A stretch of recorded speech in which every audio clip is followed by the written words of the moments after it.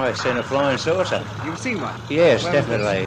Unidentified aerial phenomena. To cover up our mistakes. I've met people who swear they've seen Bigfoot.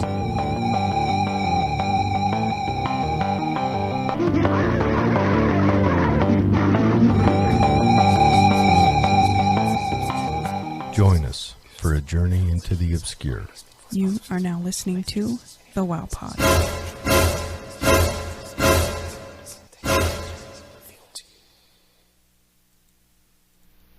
All right. Well, welcome to the show, everyone. Today we're talking with a doctor from, well, she's from the United States, but she lives in Ireland, and she's a chiropractor. She also does work in like healing. We'll let her announce it more, but it's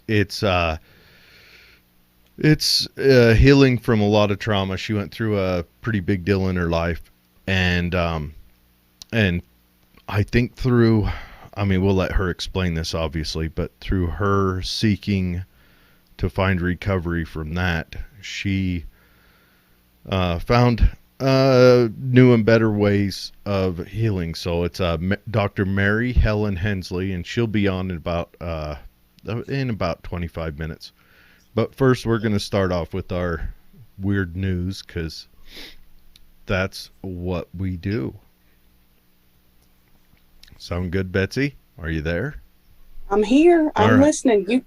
You go ahead first, and then I'll pull mine up. I'm running the show because Betsy is gone incognito today. We've been having troubles getting her computer to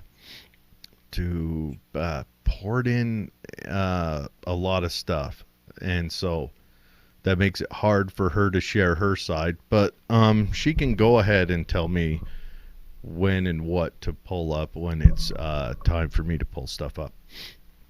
Anyways, so for my first story, we have there's in Kazakhstan, okay, there's a bodybuilder, right? And his name is we'll just go ahead and play it. Okay, so this bodybuilder, his name is Yuri. I'm gonna really stumble over the name. We'll say Yuri. So Yuri got married, and right now I'm showing a video of this lovely wedding. It's very lavish and formal and marvelous, and his lovely bride looks kind of dead-eyed, and guests are kissing her cheek, and he's kissing her everywhere, and she's a sex doll. Oh no. Yuri, okay.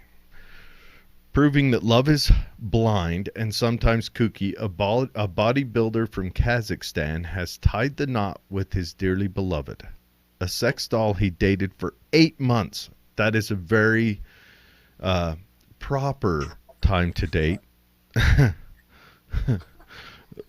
Well. And then they had a year-long betrothal. See, is that how you say it? Betrothal? Whatever. Does the doll know how long the betrothal was? Oh, I'm sure the doll knows everything. It's, you know. I mean, if we're in an age of consent. Okay, I'm going to stumble over his name. Nah, it's not too bad. Yuri Tolochko. Hey, I'm pretty proud of myself.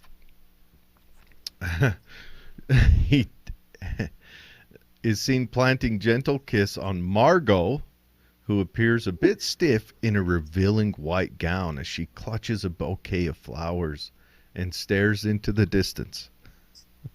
I like the name Margot. The couple, well, so did he when he named her. The couple also shared a romantic first dance in front of dozens of guests who attended the traditional ceremony, which was shared on Instagram. Oh my goodness. Okay, so we'll have to You have to go to something like that. If you're invited to something like that, like I wouldn't miss it. Now, let me explain her dress. Her dress is a beautiful white gown. She's got the veil on. It's really low cut in the front, and well, obviously because she's made to proportion, she's rather robust up there, so it shows off a lot of that. She's got a kind of pinkish hue to her blonde hair, so maybe she would be considered gingerish. Like an echo of ginger. And yeah. hint. Yeah, so we will definitely link to this story on there. He's done lots of photo shoots with her, like a bikini photo shoot by the pool, them cuddling in bed, them by a creek, Like engagement photos? I think they are engagement photos, and he throws these all over his Instagram. So he's all in on this marrying of the doll. Share the Instagram. What is his Instagram? Okay. So his Instagram is Yuri, that's YURII space TOLOCHKO.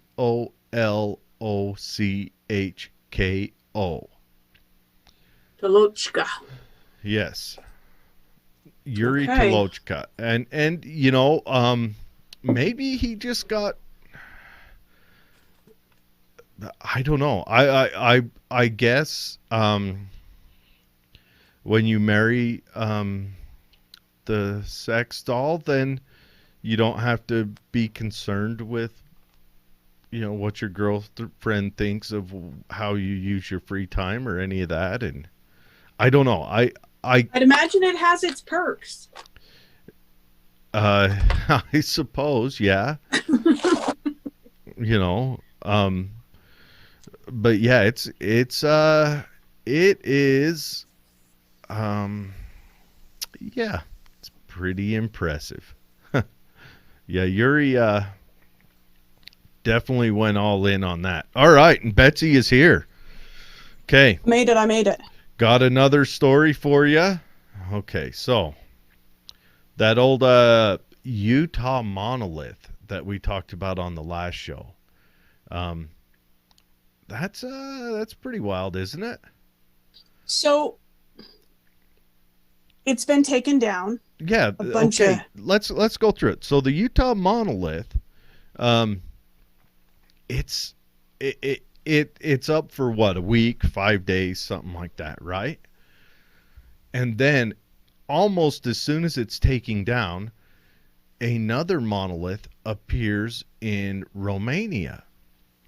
And in this now one, there's the Romanian one looked a little bit different. The Romanian one looked kind of like it was brushed aluminum. It had swirls in it. And you think it's a copycat monolith? Is there an underground monolith crew? Listen. Now, this one had swirls in it, and it was up for like 5 days also. And it just appeared on a hillside. So it's like they choose the aliens or demons or whatever, choose a beautiful location, nice scenic location, but one you have to make effort to go to put up these first two monoliths. And so the Utah one's kind of in this crevasse. Oh, we lost Betsy again. I'm still here. I'm just looking at the picture of it. Oh, yeah. It's kind of in a crevasse. And then the one in Romania is kind of on a hillside. The pictures are very beautiful. And then, it's up for 5 or so days. I'm going to throw up a picture of it real quick. It's up for 5 or so days. And And see, I mean, it's quite beautiful. It's kind of overlooking like a lake or a pond on a hillside, like off of a hiking trail. And then it gets torn down. I think before I go to that, we need to see if we can't find you can kind of see how it's got like swirls to it. It almost looked like it was brushed or maybe a brushed stainless, but it's got swirls through it. Like maybe they were in a bigger rush because they knew the Utah one was coming down, so Gleep Glorp had to really produce this one quick. So it's up for 5 or so days, and then one miraculously appears in Los Angeles. And I mean, just like that, it's on another kind of hiking trail location. And what day did it appear? I can't remember. I'll look it up here in a second, but it appears, so it looks like it's probably got a shelf life of a few more days, and then we'll see where it will appear next. But this is the one on the screen from California, and it looks like it's kind of on a walking or hiking trail as well. So that seems to be they're putting it in beautiful locations, but kind of out on hiking trails amongst nature to catch people. And regardless of what ill intent this has, I am thankful because it's not political. Well, there's that, obviously, but it seems to be a Democrats did it. Well, it takes our mind off like 2020 and all this kind of rough time we've been having with that. So, do we know who took down the one in Romania? We don't know who took down the one in Utah. No, there's a video that surfaced. Oh, a video of them taking it down. See, yeah, my research is totally surface level. I just want to see the happy, and I don't even want to think. So who took it down? The people who put it up, or? No, there was a group of 4 guys that showed up. Now, they didn't claim to put it up. What they did say is that given its remote location, that the area surrounding it was being trampled and garbage was there was a plane that landed, and so they were there for the leave no trace. They took it down, and there was a guy from Colorado who flew his plane in that actually videotaped them taking it down. And they just said, "Oh, we're doing this to protect the surrounding area." So instead of just like you're worried about the garbage, picking up the garbage cans. Yeah. Maybe you swing out there every so often and empty the garbage cans. Yeah. So now, granted, I agree with them. We shouldn't. Supposed do-gooders, thought that it would be a good deed. I think it's tragic that they went in and took it down. Heroes, everyone. Heroes. Just heroes. Yeah. Let's take the wonder of the world and get rid of it. Yeah. So then there was another group that did a bunch of research on the actual monolith, and they said that it came from a movie set. Now, that doesn't explain the subsequent monoliths, because the one in Romania looked a little bit different and the one in California looks a little bit different. Well, so unless there were many of them. The thing I like about the California one is it's on a hiking trail. So that's a place that people already go to. So it's probably built to sustain the traffic. Hopefully the Utah one, we'll call them those heroes. That's their name from now on. Those heroes don't decide that they're just selfish and want to put this in their basement or in their backyard or something. And they just say, you know what, this should be standing. It should be a point for everyone, like the alien and or artist alien, like an alien Bob Ross, a Gleep Glorp Ross. Imagine an alien happy little monoliths with the fro. New T-shirt coming, guys.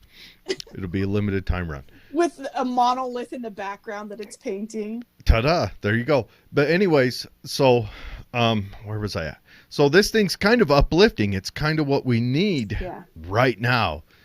We need things like this, things to take our mind off of, the economy being kind of wrecked and Agreed. The election, I know a lot of people are up in arms about that. Me, honestly, I don't care. My political feelings are what you swapped out one horrible system leader. You swapped out one leader of the horrible system for another leader of the horrible system. Well, the system's still pretty horrible where they, Correct.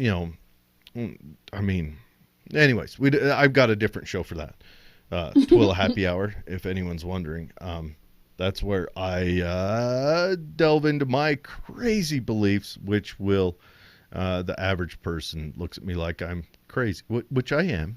Let's be honest, I am crazy. But anyway, we need things like this. Now, the California, I'm wondering, is there other ones popping up that we haven't heard about yet? Well, I have a story for you? Betsy's got a story. What you got?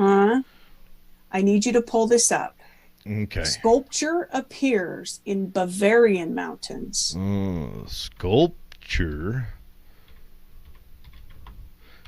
Tell us about it while I look this up. Okay, so this saga began several years ago. So maybe this is the precursor. Maybe this is the trial run for Alien Bob Ross. This sculpture is 7 foot tall, and it appeared first at 5,702 foot high on this mountaintop. So it's a climb. Now, it's a large phallus, and it's coming right now, people. It quickly became like this selfie magnet for hikers. Would it ever? The only problem is it's on screen right now. Let me explain it. Okay, so it looks like it's made out of wood. Yes. With 2 stones at the bottom. Now, just to explain it to people, it is so large that it has to have like lateral supports to hold it up. Yes. And then it's got 2 stones. They are round. Now, this is 7 feet tall, so I imagine the circumference of it is probably somewhere close to 4 and a half feet. Sure. Yeah. And the stones carry the same circumference. And how would you get those there? Maybe they were there and somebody was like, you know what this needs? You had to roll them. I don't know. But anyway, so they've got this, and it's rounded off on the top, and then it has some cuts carving up toward the details. Top. Yes. That make it look like it looks like a man's undeniable phallus. And so but it's so big that the natural inclination to take your picture with this would be to straddle it and have your buddy take a picture. So you'd only be able to do that from the side and the back. If you try it so that you're looking head on, like the toe up DM selfie, let's call it that. If you tried doing that, they wouldn't be able to see you. I mean, you couldn't even poke your head around the side enough. They'd have to be zoomed out so far. But it is wow. And how long ago did this pop up? So this has been up for several years. However, it was toppled over a couple weekends ago. Oh, no. And they put it back up. And then last weekend, it vanished entirely with only a pile of sawdust left behind. Oh, so sawdust. The local police. So that makes you think that someone. I mean, what you got, a wood chipper? I mean, what do you mean a pile of sawdust? This is high. This is not somewhere you can drive to. This Someone is in probably the went up there with the range. chainsaw and just went Lorena Bobbitt on it. Oh my gosh, Yeah. where's Lorena at right now? But here's the deal. Check the Even as freeways. the local Check police- the freeways. Anyway, sorry, I interrupted you. Go on. Even as the local police probe the disappearance, no pun intended, the tale of this phallus takes further twist Thursday with discovery that a new, even larger carving has appeared. Where at? So close to this, but much higher. And if you look at the surrounding area, I did a little bit of research on the Grutten mountain range, and it's similar to if you were to hike this up to Deseret Peak. It's so far that, I mean, people barely make it with their packs. So that's a big deal to make it up there with this entire the sculpture intact, with just these. I mean, the rocks fine, they may have been there, but the sculpture itself, and then, Did the they make pile the of sawdust. sculpture smaller and more carryable, hence the Nope. sawdust? It's larger than the first They one. made it bigger. It's got to be a helicopter, like a rich philanthropist in Germany. He's got a big phallus swinging from a cable at the bottom of his helicopter. The helicopter looks like a stud horse. Yeah. Anyway, so Okay. maybe, I mean, chicken or Flight- the egg, I don't know which came first. Our Flight Bob Ross of the Valkyrie monoliths has to be or the played. giant phallus. Oh yeah, Flight of the Valkyrie has to be played while you fly this phallus around. Yes. Has to be Yeah. played. Dun, dun, dun, dun, dun. And There's then a got to guy, be special training for, delivering giant phalluses. yeah, and then a pilot gets out with a Stetson on, no shirt. I love the smell of wood chips in the morning. Yeah. So Smells anyway, like the phallus saga continues. They did find, the hikers found the new one, and it measures larger than the previous one. But who are these people? Who are these heroes that we speak of that go around taking this stuff down? Oh, that is. What kind of entitlement do you have to have this really cool thing show up, even if it is a phallus, a monolith, whatever, and to be like, you know what? That's got to go. I think it is awesome. All right, Mary Helen is here right on time. Perfect. Okay. Hello, Mary. Can you hear us? Okay, her sound's porting in. It'll take just a second.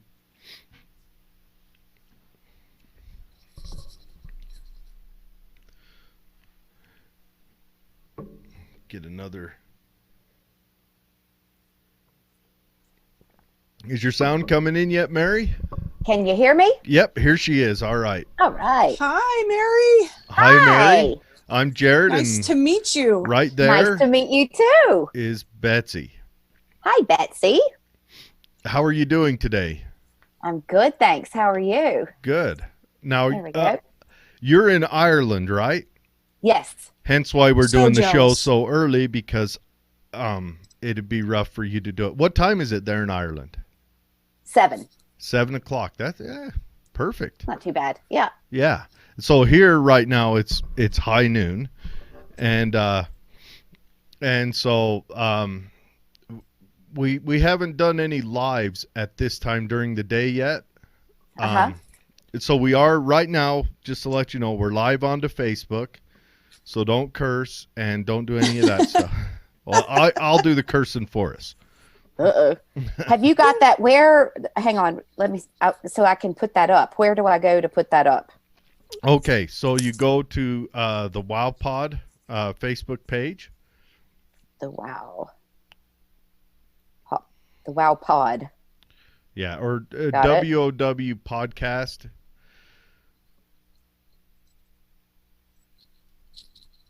I've got the Woodshed, the Wood Factory. It's not coming up. Can you share that onto my page? I'll bet I can. So just Mary Helen Hensley. Mm-hmm. All right. Copy link. It is on my bucket list, Mary, to visit Ireland. Well, That's- now you have a friend here, so you can. Yes, I am. The door's I am, always open. I am praying to get there this next year. We were going to try to go this year, and then I think the entire world, shut down. So maybe next year.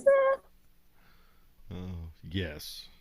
Well, you are welcome anytime. Did it go? Yep, it's posting onto your page right now. But there's not going to be an absurd amount of viewers today because people are at work here. Our normal audience is at work.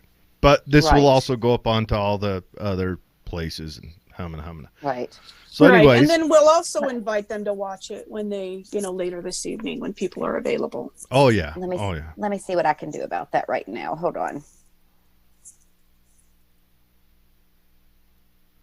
Join me live right now.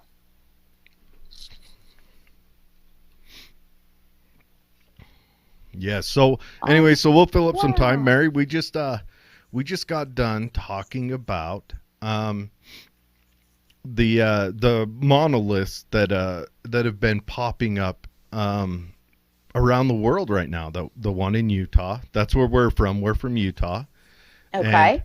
And then one popped up in Romania on a mountainside, and then it went away. And then one just popped up in California on kind of on a hiking trail. So it sounds like they're getting closer to where people already populate. The one in Utah was torn down by some do-gooders. Yeah, some heroes. And we don't know who took down the one in Romania yet, and the California one's probably being taken down by some hero today.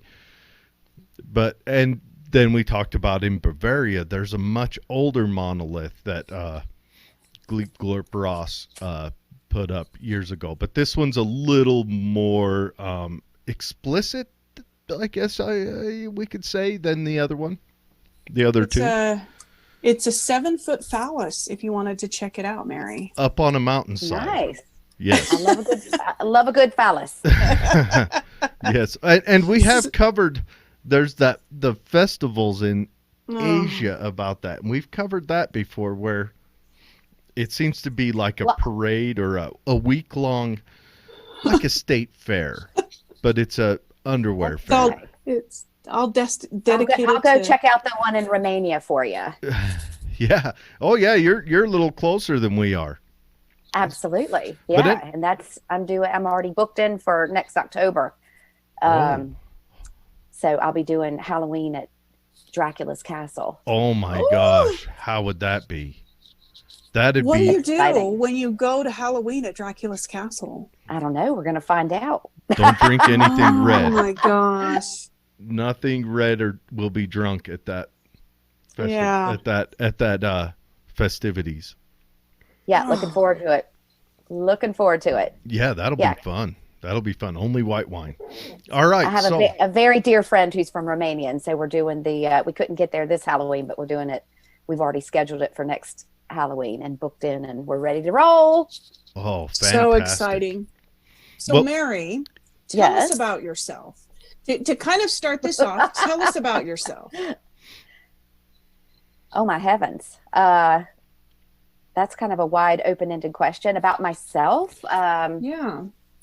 I mean, were you born in Ireland? No, I was born in Virginia. I am from Martinsville, Virginia. You do not sound Irish. How long Southern have you lived in Ireland. Ireland? 22 years. You do not lose a Southern accent. No. 22 years. You're proof. You're living proof. So you've been in Ireland for 22 years? I know. Wow. Holy cow. So what took you to Ireland? I was chasing ancient symbols. That's the truth. That was initially what got me there. And that's the coolest reason. Absolutely. Yeah. And everybody thinks it's because I married an Irishman, which I didn't. And I came here, chasing ancient symbols. And then I set up my chiropractic office in the town of Athlone, which is where I live now, and have lived for the last going on 22 years. What's the town's name again?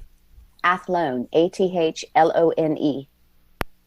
Okay. I one more Smack time. in the center. Really? Wow. Yeah. And all the The heart pictures, chakra of Ireland. all the pictures I see of Ireland are just beautiful, really green and Yeah. kind of rolling hills. Hmm.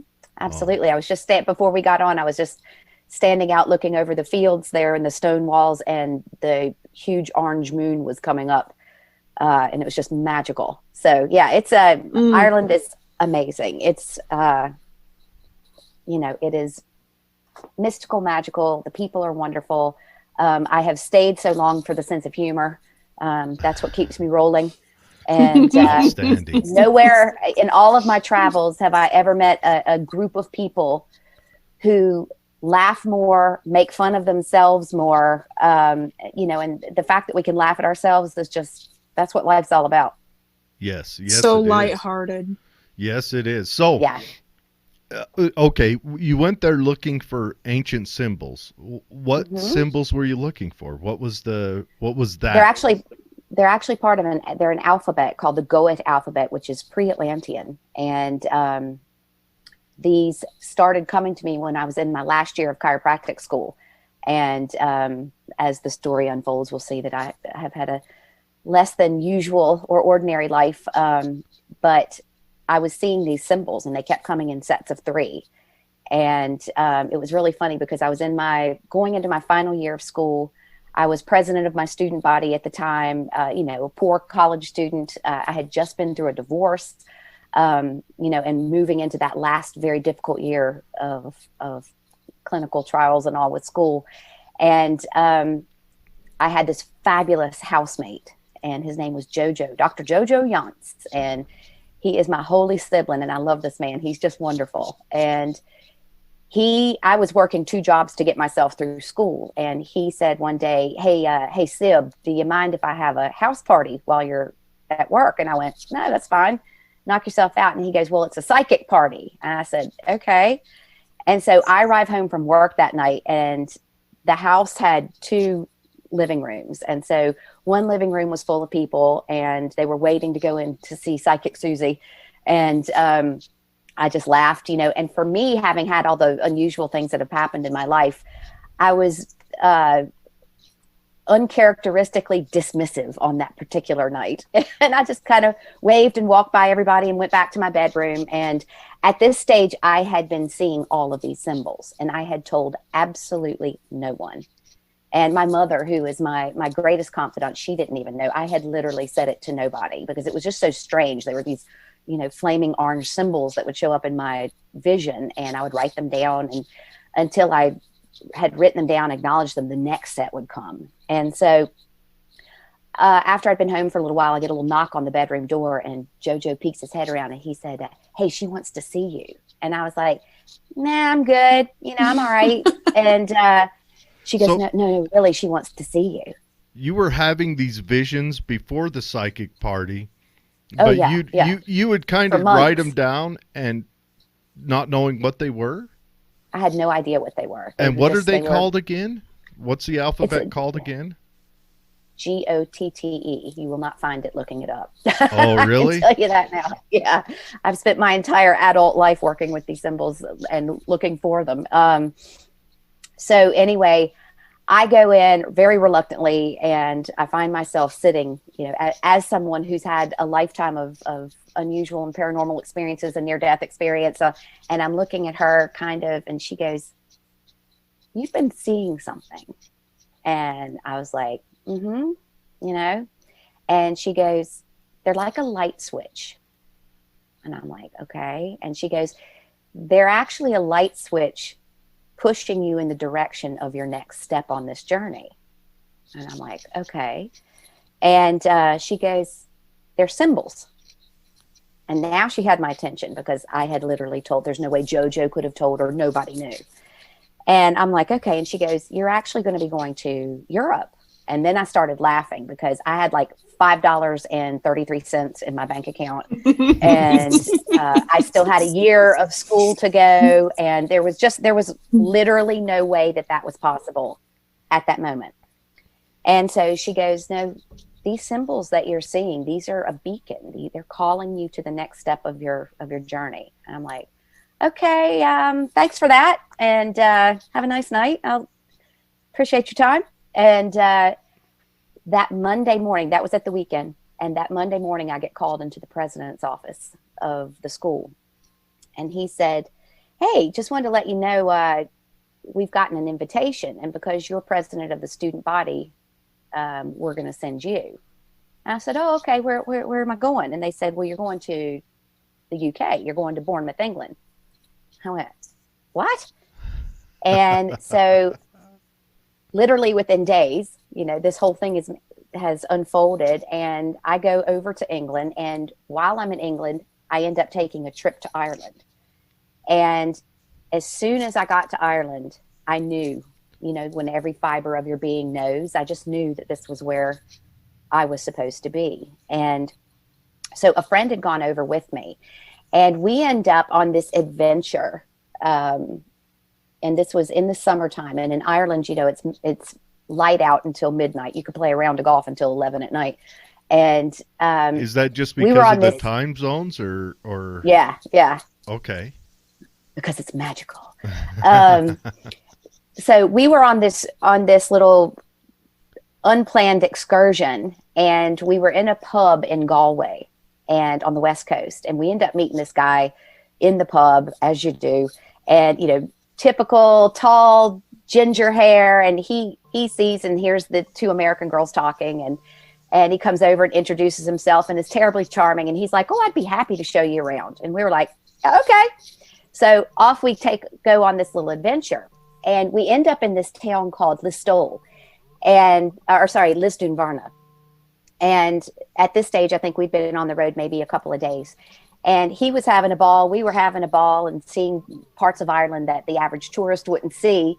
And so we were sitting at this picnic table, and he comes out of the shop and he hands me a little bag. And he said, here, I just wanted you to always remember this trip. And it wasn't an expensive gift, but it was a little silver ring. And I was like, oh, thanks. This is great. And I take the ring out, and I'm like, oh, it's lovely. And it's like this Celtic knot. And I look on the ring, and there's the very first symbol that had ever come. And I'm like, where did you get this? And he's like, oh, well, if you don't like it, there's, you can go back and exchange it in the shop. I said, where did you get this? And he said, in that shop over there, fruitcake. And so off I go. I'm into the shop. There's a tray of these silver rings, and I'm tearing through this tray. The lady thinks I'm absolutely crazy. And there's not a symbol on another one. There were like 30 rings in the tray. And I'm looking at the one that he gives me. And he was like, okay, I was trying to be nice, but for the last couple of days, you're actually really weird. And I'm like, yeah, I know. And he's like, what's going on? What's up? And I said, this ring, you see that little symbol there? And I said, I have this whole collection of symbols that I am frantically looking for. And he said, why didn't you say so beforehand? And so he goes, come on, we're going on a journey. And so we get into the car and we drive across Ireland, literally from West Coast to East Coast at like 10 o'clock at night. And we arrive outside of this place called Newgrange. Now, you might be familiar, you might have heard of Newgrange. It's this amazing megalithic site. It's surrounded in quartz. And it's where on December 21st, on the solstice, the sun actually shines through this little cavern and illuminates the inside of this megalithic tomb. It's incredible. And so this is a national landmark. It's, people go to this all the time, and it's beautiful and well known in Ireland and around the world for people who are into that kind of thing. And so obviously it's late, it's nighttime, and we pull up and the place is closed, and there are these wrought iron gates. And there in the wrought iron gates is another symbol. And I'm like, where in the world are we?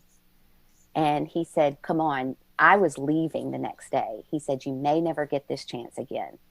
So at around midnight, I find myself running through fields full of cow poop, and there's dogs barking, and there's a farmer coming down the road, and we are jumping the wall and literally breaking into a national monument just to go see, because around it, there are these curbstones, these ancient carvings over 5,000 years old. And there was another one, and there was another one, And so I found, a small group of these symbols that I'd been looking for. And so it turns out that these symbols, because they predate the last Atlantean civilization. So we're going back 13,500 years. They are found, I have found some in one country and I'll find some in another country, but never collectively all together. And so each one is always represented as a kind of a 2D flat iconograph. But what they actually were was if someone from the past was handed a USB key that we have in present time, and it looks just like a little plastic stick, but they plug it into something and there's volumes of information, that would be magical, mystical, miraculous to that individual. So these flat 2D iconographs were actually dimensional holographic storage units. That's what this alphabet actually was. And so, I've spent a lot of time in my years trying to unlock the information and the history that's stored in those iconographs. And so they're basically vibrational imprints of what was going on this planet prior to the last major cataclysm with the last fall of Atlantis. So that's how I got to Ireland. Okay. I have a wealth of, so this is pre-Atlantean, and now, so that's pre-Diluvian, right? Prior to the flood. Right. How are these runes? I just flashed a couple of pictures of that they call it like a castle, but it looks like a mound that's hollowed out inside. How far back is that hollowed out in there? It is. Well, you go down a very narrow passageway, and then it opens up in the center, and you can probably fit about 10 people in there. So of course, when the world was open and you do tours, and they take groups in, and then they simulate the sunrise on the 21st of December now with artificial light, so that everybody can get that experience. And yeah, not just it comes in through a little chamber box. Yeah. So the sun comes up and it shines right through that opening.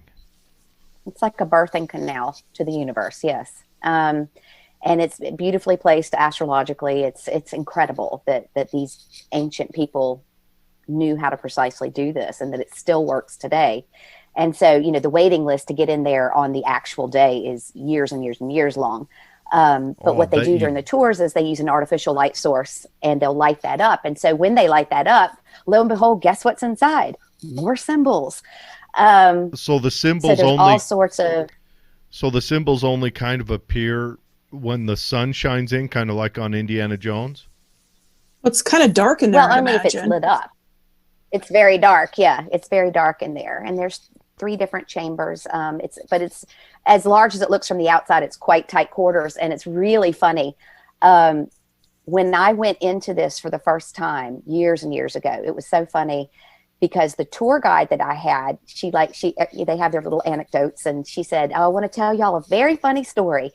And this was the first time that she'd ever conducted a tour, and she said there was a bus of American tourists who were here, and there was this older couple and this huge big man, this American football player kind of guy, with the big broad shoulders, and you had to squeeze in. It's a very tight passage, and your man actually got stuck in the passageway on my first day of work. And she's telling this great elaborate, as the Irish can only tell a story, this fabulous story about this guy getting stuck into the thing.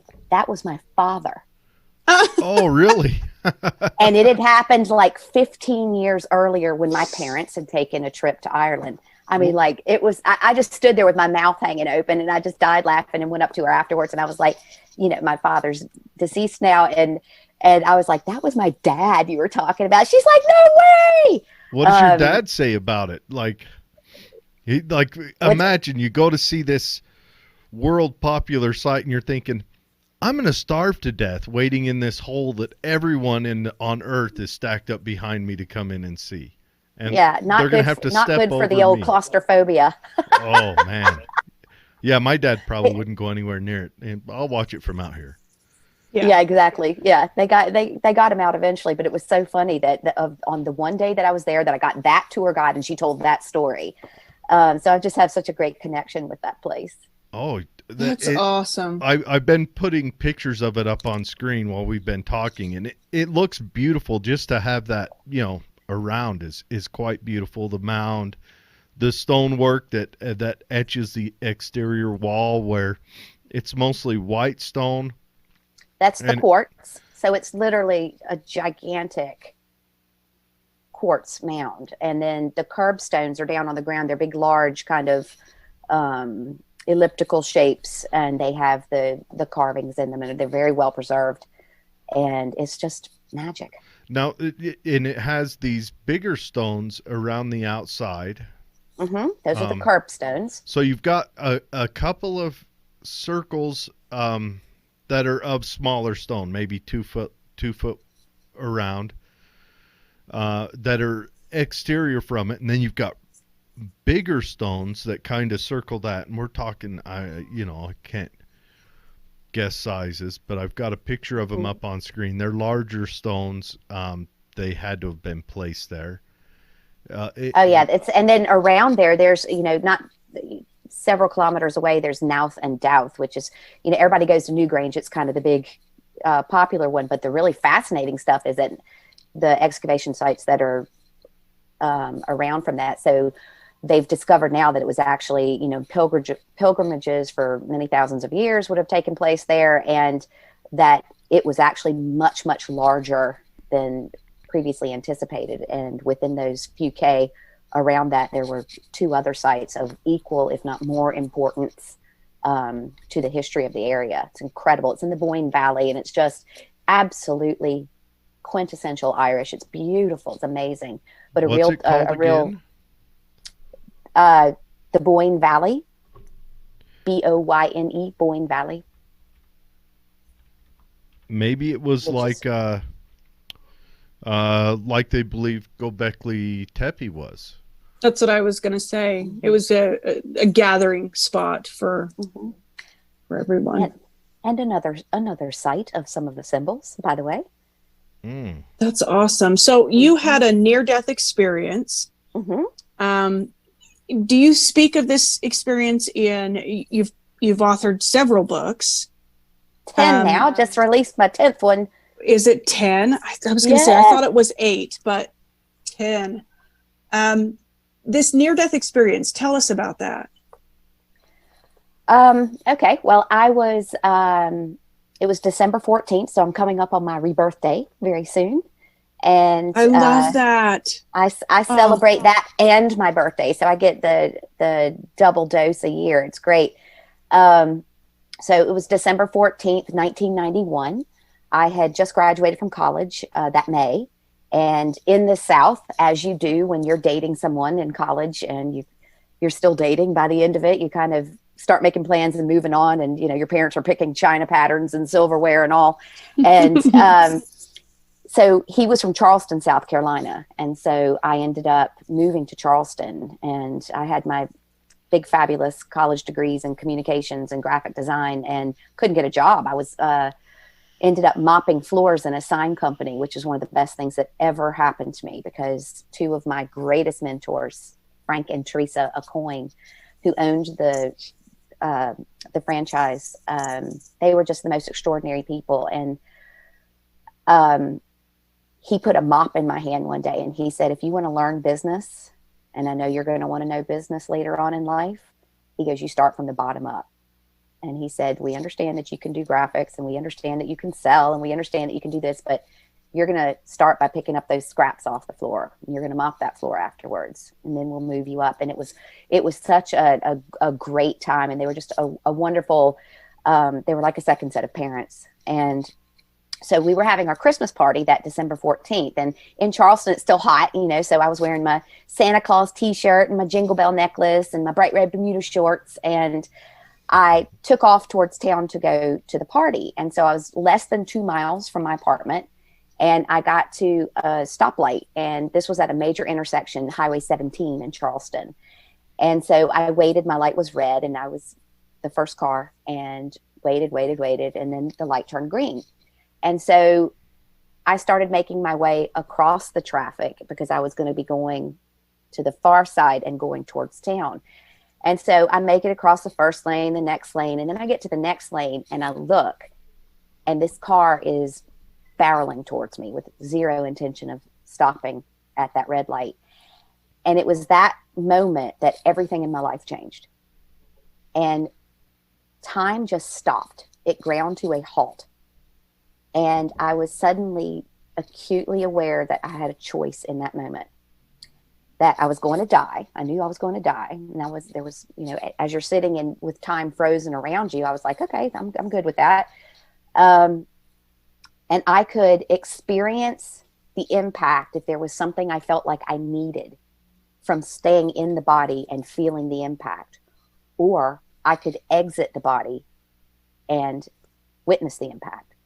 And so I was, again, suddenly very aware that I had done this many times before. Now, I'm a preacher's daughter, and I was raised in the Southern Baptist traditions. And so the fact that this was happening is mind-blowing. Yeah. I'm you don't sitting, even have a narrative for that. Not, absolutely not. And so I'm now faced with this choice of, okay, how do you want to do this? Do you want to stay in the body and feel that? And I'm like, you know what? That's going to hurt. And out I go. But what was so fascinating was when I made the choice to exit the body, there was a sound. And I love, one of my favorite things here in Ireland is the traditional music. Was it like a pop? Nope. It was like a low, like popping my clogs. It was like a low drone. And so I love playing music here. I play the bodhrán, which is the round drum, the Irish drum. But my favorite instrument is the Ilian Pipes. And Ilian in Irish means elbow. And so it's like a set of bagpipes, except the bag is under the arm. And when my friend Greg, who's my favorite piper, is getting ready to start, he starts filling that bag up, and there's this sound. And a really good session is getting ready to happen. I love this sound, but it's a very low, deep vibration. And I was surrounded by that sound.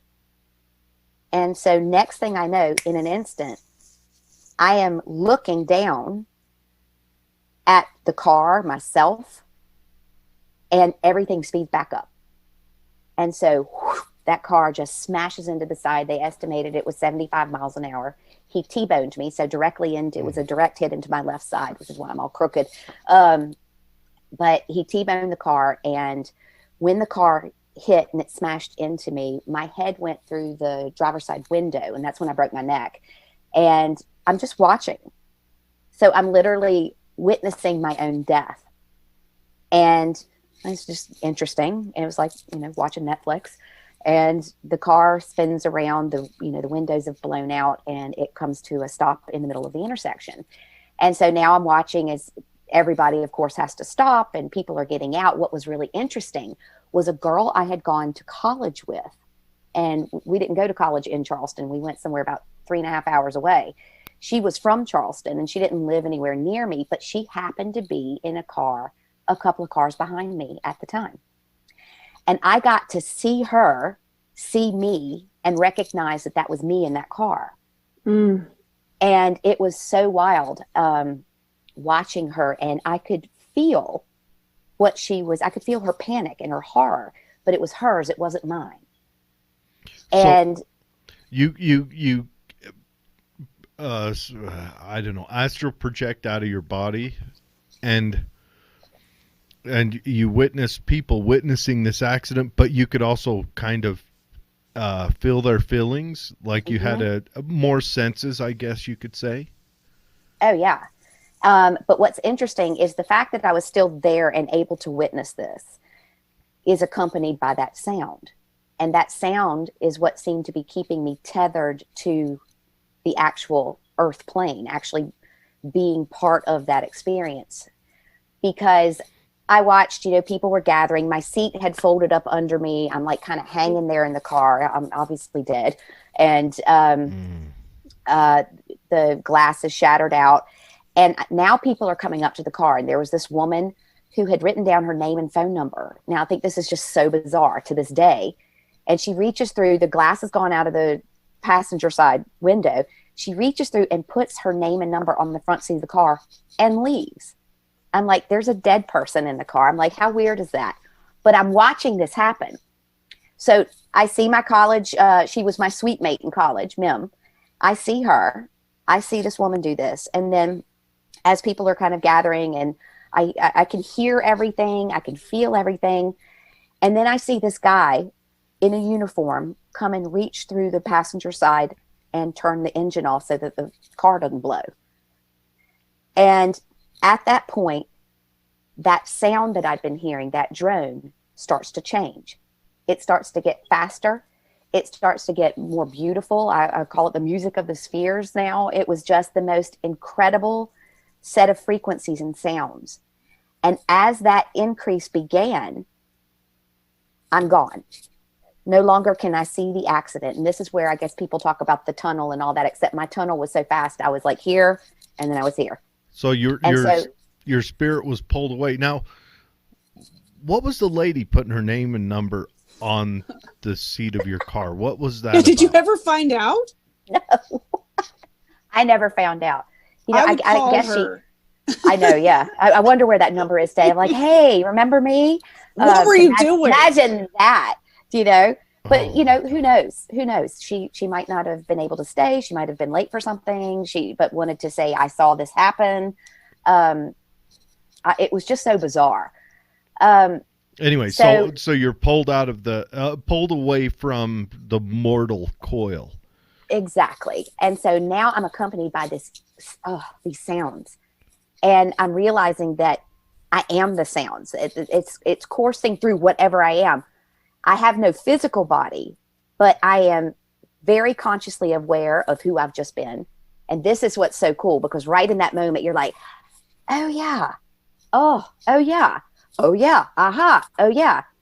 You're just remembering in an instant that you were in that body. I wasn't trying to get back into that body. I had no attachment to that body.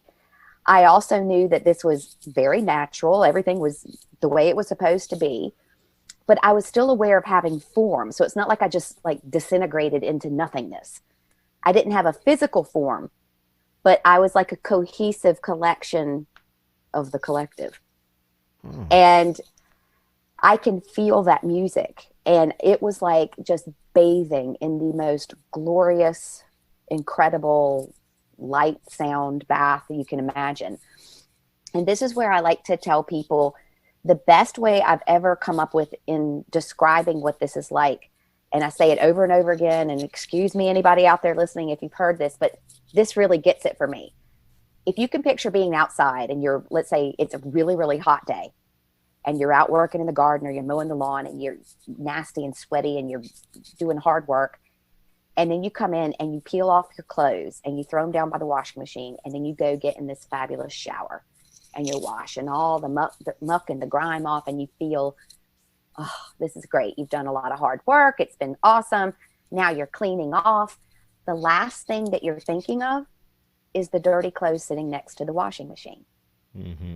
And that's literally the regard that you would look back at that body. You're like, grateful.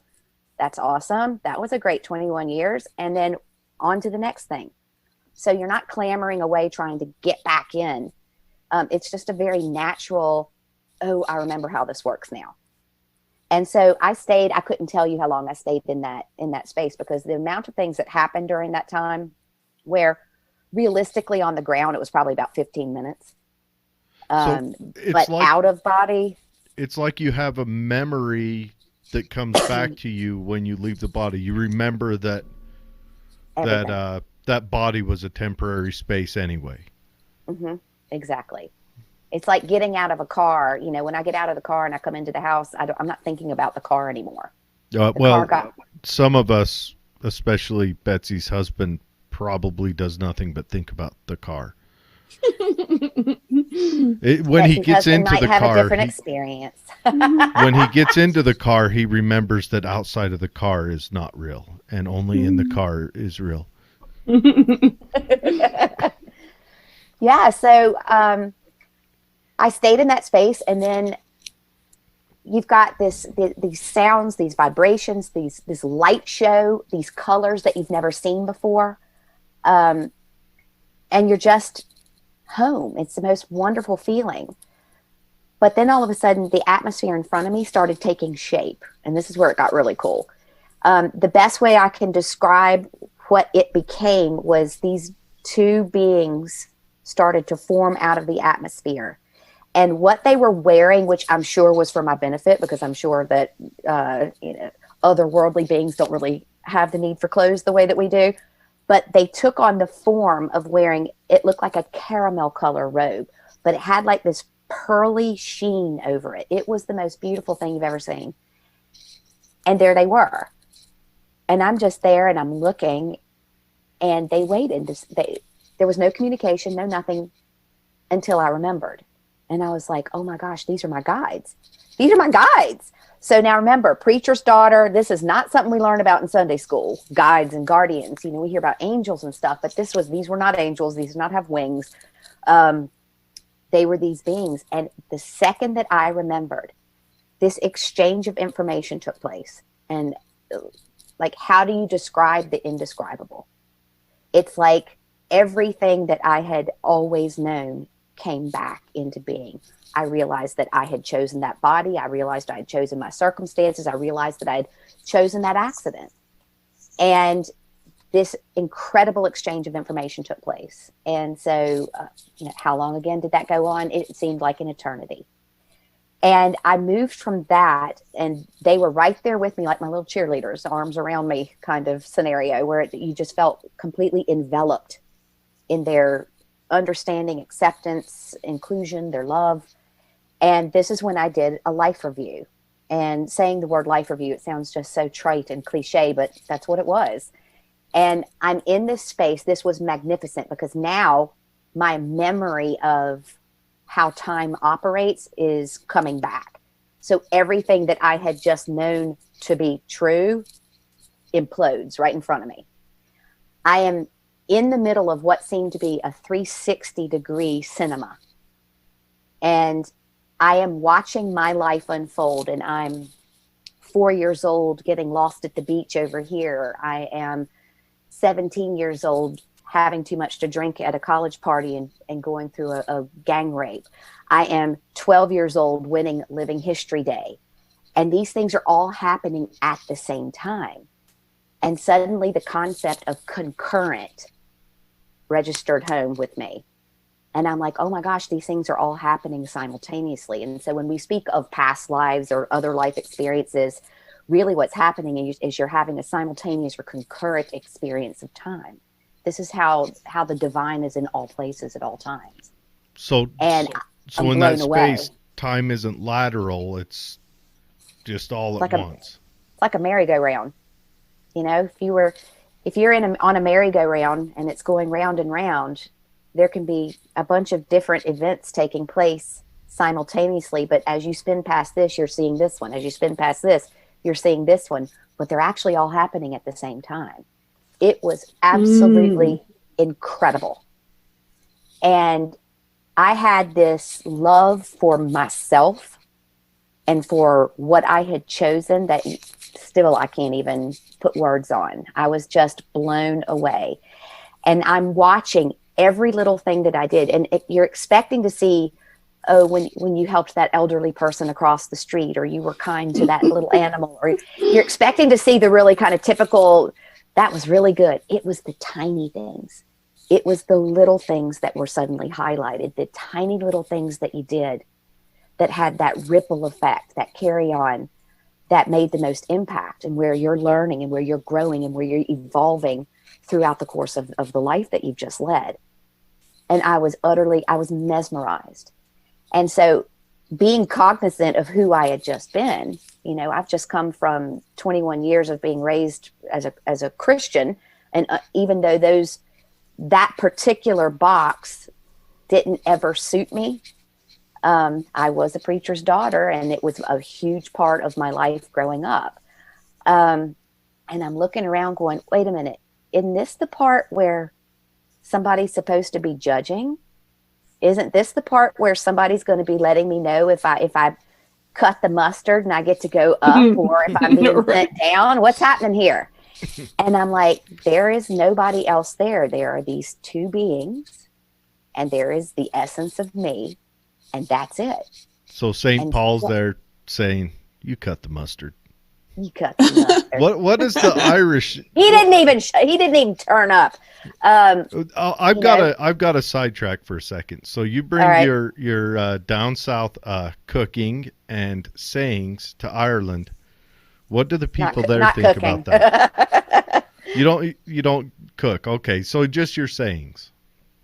Just my sayings. Yeah, they laugh at me. I'm a great source of amusement for the Irish. You know, I'm like a comic strip character. you're the as party they are favorite. to me. Yeah, I'm the party favor. You know, but what's so incredible is that you're immersed in that moment, and you're suddenly realizing, oh my gosh, hang on a second, I'm the one watching this. I'm the judge critiquing my own performance, and I have nothing but utter gratitude, love, and compassion for the experiences that I've had, even the really ugly ones. And you have this unwaverable understanding in the moment that everything that has ever happened to you is of your own design, number one, but that it's there to help you traverse the human experience so that you can gather as much from that experience, you know, that you needed or that you wanted. And so I'm suddenly keenly aware of the fact that, oh, you could be the homeless guy, and you can be the guy who makes fun of the homeless guy. You can be the girl who drops money into the homeless person's cup. You can be the person who dedicates your entire career to assisting homeless people, that you can be all of those things. And so you never, ever say never, because when people go, oh, I'd never do that. I would never, you know, we talk about murderers, pedophiles, all of the dreadful things that we can think of. I would never do that. Never, ever say never. If I ever walked up those stairs behind me and have found somebody attacking one of my children, I'd become a murderer in an instant. I would never be a rich person that lounges around with a drink with an umbrella in it ever. Maybe not in this experience. He's You're manifesting. I see you. I see you. Now, let me ask you. You've been that. You know, that's the funny thing, is that we've been all of those things. Now? I mean, I would never be that now. Anyways. So He's when not you're quite sure how this manifesting thing works. when you're inside this, or when you're experiencing this Superdome, Superdome, do you? You mentioned a second ago a super horrible thing happened when you were 17, and I don't want to dwell on that too much, but I want to know: do you get a sense of the perpetrators, of their thoughts and feelings, and where they're at the time? Absolutely. And you have complete understanding for why every individual crosses your path. Because now, some of them are pretty not good things, and you kind of absorb where their mind's at the time. Like, that's the most important part, is that they can't be part of your story unless you've invited them into your story. And I'm talking on a spiritual and energetic, you know, you might not consciously walk into that party and go, hey, you know, I'd like to be raped tonight. That's not what it was. It was part of my development and the many thousands of people that I have been able to help over the last 30 years because of that experience, or 25 years, I guess. Because of that experience, I wouldn't trade that for the world. If I had the opportunity to go back and have that not happen to me, no way. Absolutely not. You know, it sucked. I don't want to go through it again. But what I took from that and what I've been able to share with people because of that, how on earth would I get rid of that? No way. It's part of who I am. It's one of the blocks of the foundation of the person I've become. And so with every scenario, with every individual who crosses your path, we have that opportunity. And I am so blessed now to be able to see it that way, because really, no matter how bad it gets, no matter how uncomfortable it is, I am very aware that the vibration that I am sending out, you know, if we talk about the law of attraction, we've really done a good job of dressing that up to the law of attraction is all about creating bliss and abundance and all sorts of fabulous things. The law of attraction is about being able to pull into your experience as a human being exactly what you need in that moment. And that's what I took away from that. That's what I learned. That the uncomfortable stuff, the dark threads, are just as important as the light. So, Yeah, how did you break this to your dad, the pastor? Actually didn't tell them. I didn't tell them about it for quite some time, to be honest. It was so mind-blowing. But, you know, just to bring me back to earth, once I saw all of this unfold and I saw what was potentially laid out before me if I chose to go back, and it was my choice, because I am now discovering that I am, you know, we're all fractals of the same whole. Therefore, we are the creators of our own experiences and our own realities.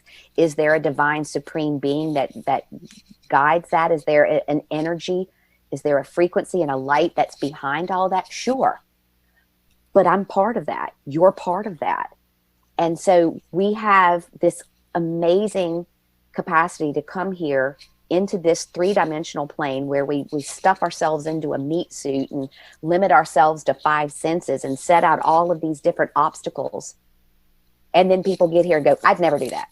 I hear it all the time in my healing sessions. I would never choose that. I'd never choose cancer. No, I would have never chosen for my husband to cheat on me. I would have never chosen to have lost a child. I would have never chosen. I never would have chosen this. And yes, you would. Because when you are in that space, when you are in that space where I was, that space between lives, and you know exactly who and what you are, and you know that nothing can harm who you really are. You go in and you choose that which is going to help you grow the most. And that is not always the sunshines and rainbows and unicorns. That's everything. We live in a dimension that offers a dichotomy of dark and light, one that we've been trying to change for so long because we're using our 5 senses and earthly brains to go, well, we want to move towards a space of pure light. And we want everything to be perfect here. That's not what the earth plane is about. That's like going to Harvard Law and stamping your feet because they won't teach you how to cook. It's a law school. Imagine you're there to learn law. You brought up a good point. What would Harvard cooking school look like, and how pretentious Can would you that even shit imagine? be? It'd be all like ounces and measurements Tiny- that I just tiny can't get my food. head around. Yeah, it'd be little Harvard. bitty. It might be microbot food. Harvard, are you listening? Are you listening? Time for you to start Harvard, Betty Crocker Culinary. wing or That's something. it. But that's exactly what it's like. We spend all this time trying to change, oh, this place is so awful. And but the beauty of Earth is that we are able to experience simultaneous dark and light. So, I use the example, you could lose a parent last week and be giving birth to a child next week. And you could be experiencing the pain and the grief of that loss while simultaneously experiencing the joy of bringing a new life into the world. We have a kid who's just taken their first steps while the father just lost a job. We have all this infinite number of experiences here where we constantly have the opportunity to navigate that simultaneous hardship, difficulty, challenges, and joy.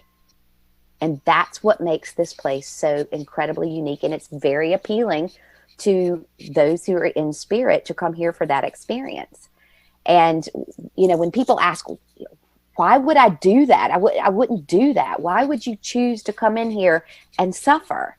Why would you put yourself through that? Well, if you can imagine a soul that is aware, number one, of its divinity, its eternal nature, of the fact that nothing can harm what it really is, and that it's here to experience. I like to use the example of, lots of people have been home during lockdown, and I'm sure the entertainment centers in family homes have grown exponentially. And, the idea of being able to kick back, watch a movie in the comfort of your own living room and your pajamas, and fridge is stocked, and you've got a remote control and you can watch and pause that movie to go to the bathroom or to go get something out of the fridge. You know, what an amazing experience to be able to watch in the comfort of your own home, surrounded by your family.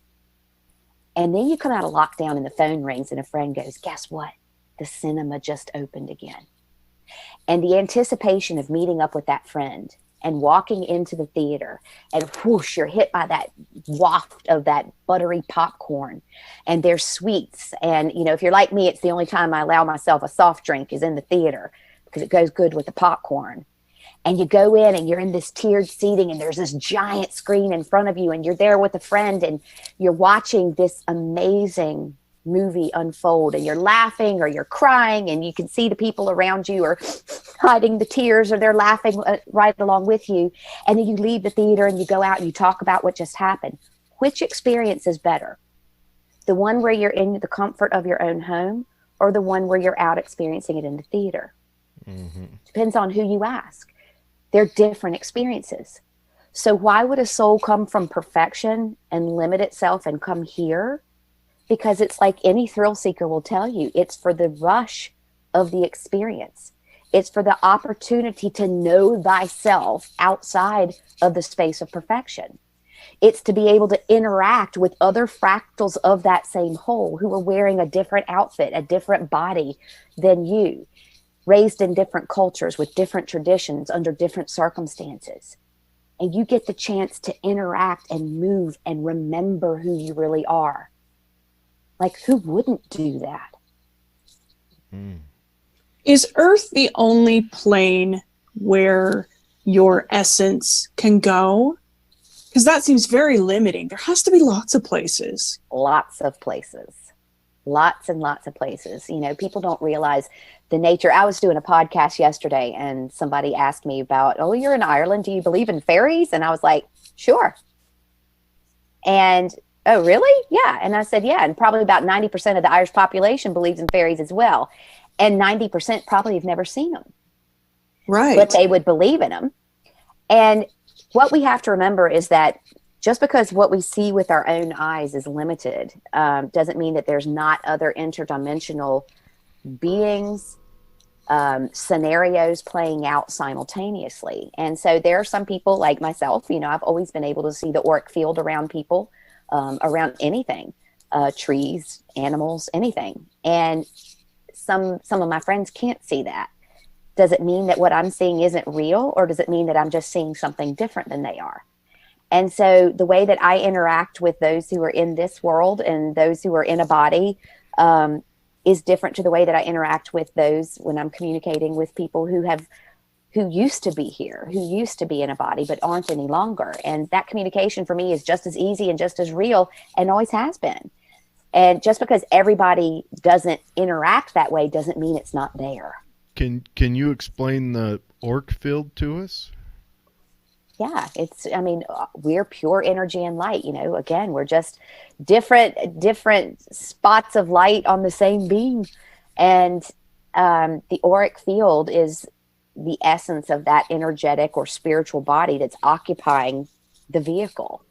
And so it's not limited to or stuffed inside of that and non-visible. I mean, I can see it very clearly, and I can see, and people are like, what color is my aura? An aura is not just one single color. That's not what it looks like. It's a palette, and it's a palette that is palpable and it's movable and it's ever changing with how you're interacting with those around you. So, you know, we meet others with our energy field far before we meet them with our physical body. Sure. Can you tell any intent or any Absolutely. So like if somebody is angry, it'll change the hue or color or Absolutely. And one interesting thing that has always been one of my favorite things to witness is, you know, because I think so differently about death. For me, like death is like me getting up and going from this couch into the kitchen. It's like walking from one room to another. And I'm very blessed to be able to live my life that way. It gives me a great advantage. And I understand that because I'm not trapped by the same fears and anxieties that an awful lot of people have. And I'm very grateful for that. But I've spent my entire life trying to get people to see that without having to go through that death process first to get that understanding. But what's fascinating is when somebody's getting ready to die, the auric field, rather than like turning a dimmer switch down and getting lesser and lesser as that life force is snuffing out, it's quite the opposite. It looks like fireworks. And so that field, so I can look at somebody, and usually it's up to about 6 months out, you'll start seeing those fireworks. And so, like, for instance, if I were getting on an airplane and I see that the vast majority of the people on that plane have fireworks around them, I'm out. See ya. Right? Yep. I would walk away from that set of circumstances. But it's very much so that as the physical body is shutting down, the energy body is revving up. And so the frequency of that body or the energy body is increasing exponentially. And it's the most amazing thing to watch. Do you think that's why a lot of people behave differently? Maybe they don't recognize they behave differently, but they behave differently just before they pass away. They do things that are typically out of character for themselves. Do you think that that's what's behind it? Is they have this sense that something's coming, but they're not quite sure what it is? Mm-hmm. Oh, absolutely. Absolutely. That's interesting. What's really important too, and I think it's, if anybody out there who's watching has ever lost anybody to a particularly difficult tragedy, it's hard enough to lose anybody that you love. But we seem to have gotten our heads around the idea that if someone made it to old age, or, they went through a long sickness or disease process, and then we let them go, and we're just we hate to see them go, but we're glad that they're no longer suffering. We can kind of accept that a lot easier than with somebody who's murdered or somebody who's died tragically that way. And so what's so interesting is it's very important that people remember that what I experienced at the time of that accident, where everything stopped, that happens across the board. That's ironclad. That is spiritual law. So if you've lost somebody in your life due to some kind of a tragedy or an illness, whatever, that same thing happens for every individual. We are in control of how we experience our own passings. And you might go, yeah, but my mom was in the bed and I saw her suffer. Let me tell you what happens. The human spirit is able to elevate out of the body at times during peak points of pain. It's able to return into the body. So what you might perceive the death to be might not be what the individual is experiencing. So let's say somebody's getting ready to get shot. Literally, like that car ground to a halt, and I had all of that time in the world to make my choices. That gun is fired and that bullet sits until that individual decides exactly how they want to proceed with the death.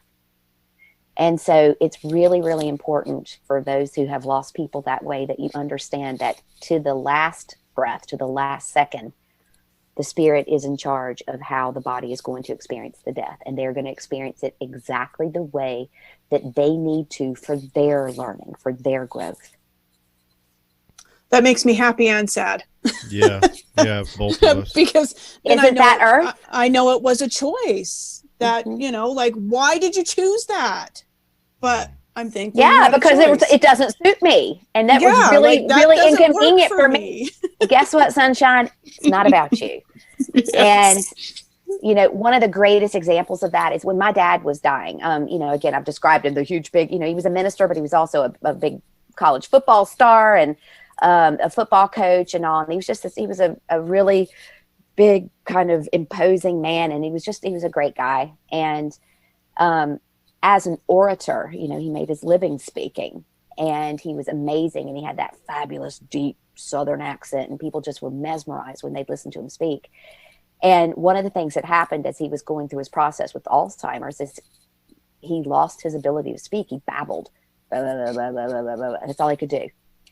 And I watched many of his friends, grown men, come in, and they would leave in tears because they said, I can't believe that someone who dedicated his entire life to serving, who taught about God, who helped all of these people get into college through football, and I can't believe he's been reduced and has lost his dignity. And I saw it in a completely different way, because I saw a man who had dedicated himself to a set of principles and a disciplined practice in his everyday life that didn't allow him to ever express certain aspects of the human experience because he chose to be an example in the way that he wanted to be. And so, he never cursed, he never drank, he never, he didn't drink, smoke, swear, anything. And, he swallowed down a lot of anger because he couldn't express that in a way that would lead by example. And that was what he set up for himself. And so what was fascinating is as he started going through that Alzheimer's process, buddy, he was cussing up a storm. I love Jesus, but I cuss a little, he was out of control. And he was saying stuff that just would come to mind. This is when he could still speak. And he was mean, man. He would say stuff that, and I'm like, Dad, is that you? And there was this one time when he could still speak that he was just really agitated, very angry, and he was really kind of just rambling on. And I took him by the shoulders and I said, Dad, look at me. Do you know who I am? Can you tell who I am? And he goes, you're Mary Helen Hensley, born February 23rd, 1969, and you have managed to categorically reject every adult relationship in your life. And I went, yeah, that's me. And he would blurt this stuff out. And then towards the end, when he could no longer speak, we had one of the most amazing things. And I'd love to share this with you because it just really, it brings it all home for me. We had been in a nursing home and Dad had sundowner syndrome. So he would get really, really agitated. It had been months since he had said a word. And my mother and I were in the nursing home. It was very late. We'd had a very difficult day with him and he shuffled. And so what was so interesting for a man, he's in his mid 80s. He's dedicated his entire life to preaching the word of God. And now we're looking at him going, gosh, where is that faith? Because he was terrified. He wouldn't lie down in the bed because he was afraid he would die. It was like everything abandoned him. And he was just there kind of going through this on his own. And he would shuffle to the bathroom and he'd manically wash his hands. And he'd go out into the hallway and he'd shuffle and he'd come back in. And Mom and I were just worn out. And all of a sudden he comes out of the bathroom after washing his hands for the 50th time. And he gets into the bed. And Mom's like, what's he doing? Because he would sleep sitting up in a chair. He gets in, he lays down, and he starts reaching up. And my mother looks at me and she's like, is this it? Do you see anything? And at this stage, there were no fireworks. And I said, I don't see anything happening. I think he's having an experience. And so from the man who hasn't spoken in months, he, as clear as a bell, reaches up and he goes, I can see it. I can see it. I was like, all right, Dad, what do you see? And he said, the land beyond the river, sugar. And it's more beautiful than anything you ever wrote about. And so I'm this is after you had already started your progress. So your parents obviously knew about your studies. This is in 2012. Yeah. And so this is long after that. Yeah. So they had kind of, sounds like they had some form of supported you on acceptance of it. Well, I mean, they had to accept me from birth, and that's a different story, I'll tell you. But he is now giving this blow-by-blow account of the land beyond the river, which is why I named one of my books that. And he's like, Mama's there. And now we're blown away by the fact that the man's talking because we haven't heard him speak in months. And he said, she looks so young. And he's smiling and he's reaching up at her. And my mom is like, are you sure he's not going? And I said, yeah, there's no fireworks here. And he sits there and just kind of just revels in this beauty for a minute. And then he's like a deer in headlights. And he goes, oh my gosh. And I was like, what's up, Dad? And he goes, Daddy's here. And I said, what? And he said, Daddy's here. And he looks at my mother and he's got tears in his eyes. And the reason this is so significant is because my grandfather, his father, unlike my dad's very disciplined set of life rules, my grandfather, as we said before, hadn't cut the mustard. And so under my father's understanding of what it meant to be able to get to go to the land beyond the river. My grandfather didn't make it. And that had concerned him his whole life because of choices that he had made and things that he had done. Now, to other members of my family, they said he was just fabulous, that he was a great character. I'm sure we would have gotten along great. But to my father and his idea of what it meant to be a good Christian man, my grandfather had made it. And so he is now sitting there and he is wide-eyed and he turns to us and he goes, I've had it wrong all along. Now imagine it, 85 years old and spending your entire life dedicated to a set of principles or a religious outline of a way to live life and get to the great beyond. And he said, I've had it wrong all along. And he said, you can't mess this thing up. And he said, Helen, to my mother, Helen, everybody's welcome here. And I was like, all right, I'm done. That's it right there. That sums all of it up for me. And it was the most amazing experience to watch somebody who had lived an entire life experience in one way get to that moment and have this realization that, guess what? None of that matters. Is it great to have lived by this set of principles? Sure, if that's what you came here to do. But he's suddenly realizing that we all come here to experience life exactly the way we need to and want to. And that isn't always pretty. And that there's no cutoff for judgment. I'm like, you know what? If you steal a nickel, if you steal a man's wife, if you steal $1 million, which one is the crime that is less enough to let you go? It's the intent behind it. And so he's suddenly realizing that there's no heaven and hell, that we're all returning back into that same space. And it was one of the most, it just brings tears to my eyes now, just because it was just so moving and so incredible. And it's a message that I've been trying to share with people. I told that story at his funeral, and the church was packed to the rafters. There were, over 1,000 people.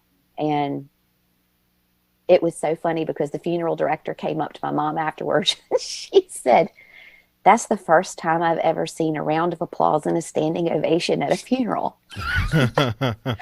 Because as I stood there, I could see all of these people hearing this from someone that they held in such high regard. And I was watching them letting themselves off the hook.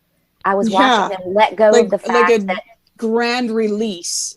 It was unbelievable. Now, does this fit in with, like we've talked to people who believe in and practice the past life regression and reincarnation stuff? Now, I have a couple questions. I've asked this multiple times. Do Neanderthals fit into this, the different type of human species? He's concerned he may be one. What do you mean? I gotcha. If I'm not one, I was one in my last life, if not a cockroach. So one of those two. I think this is my first go. Well, remember, anything that would allow an essence of spirit to be animated. That's right? my question. Remember, it's happening concurrently. Do Neanderthals have you that? Need, sure. And then the next thing is we've encountered is a lot of self-forgiveness for things you've done in especially in this current life. And part 2 to that question is, how do I leave an imprint on myself for my next go around to be a professional fisherman? Go. Or race car driver. That's like me. I'm burying a box of money under a park bench for myself to find later on. Yes. It's all about what you come here and need to experience. And so if that is, again, I was speaking yesterday I do a lot of work with all types of people, but my favorite, I love the families with the autistic child. And what's so interesting is that you'll watch them and they'll go, gosh, we're trying to do the best for them, and we want to give them everything, and we want to help them be able to at least have some vocabulary or to have some semblance of a normal life. And I'm going, do you not realize you are sitting in the presence of greatness? Do you not realize that the soul that has come in to occupy that body does not need your help?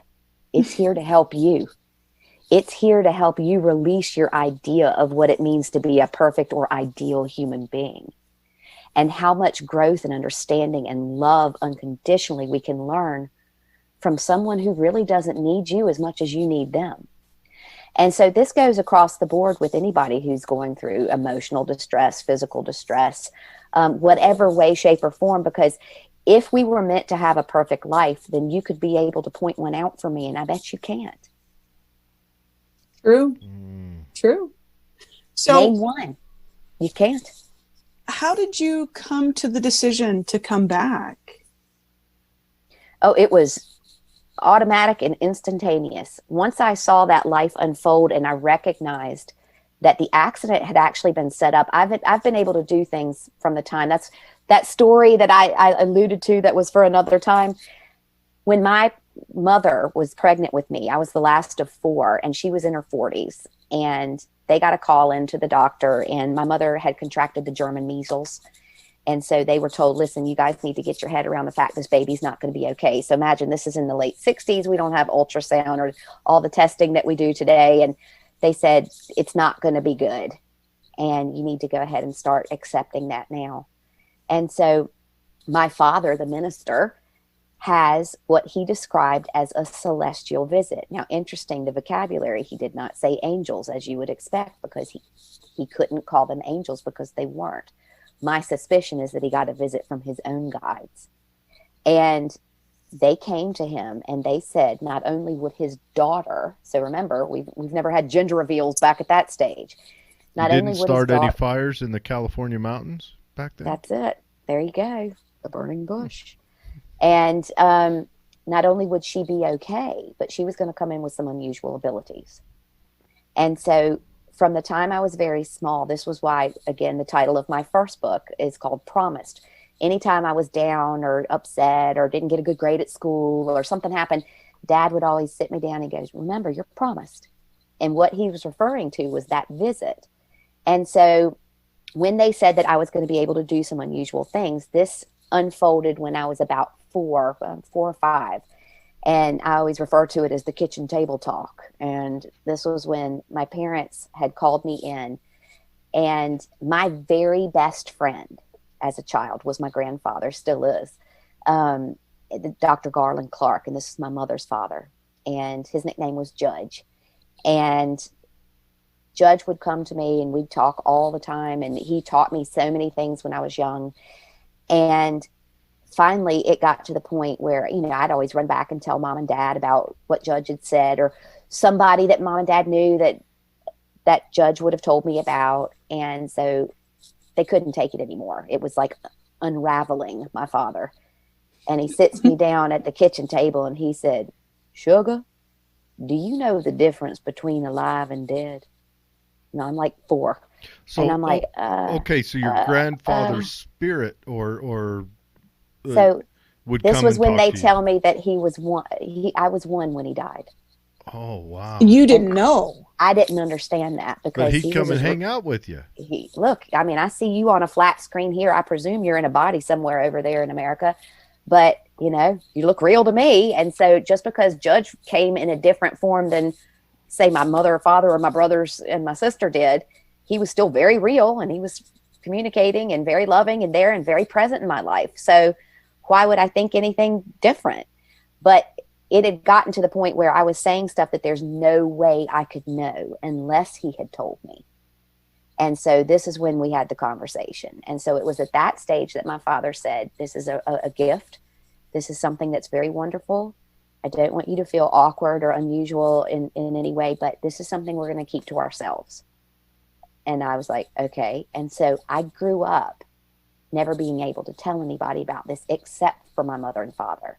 So now you imagine they would have to accept the things that I was coming. I would have dreams and I'd be like, somebody's going to die next week. And they would. And then, my dad's the minister and he had to write the eulogy. And it was a strange childhood.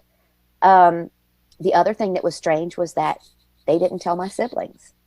So it was not until my first book came out in 2009 that my siblings found out that any of this had gone on. They were like, what's up? Why didn't you tell us? Betsy, Well, you ready no, for a it was surprise? like, is this, you know, you're very dramatic. Are you sure you didn't make all of this up? You know, but they hadn't been included in that process because my parents didn't want them to. And so, nor did they want anybody else part of that. But then as I became a teenager and the last thing you want to do is be awkward or different than anybody else. It started getting strange. And when I went off to college, I became an insomniac because I dreamed somebody was going to die, and they did.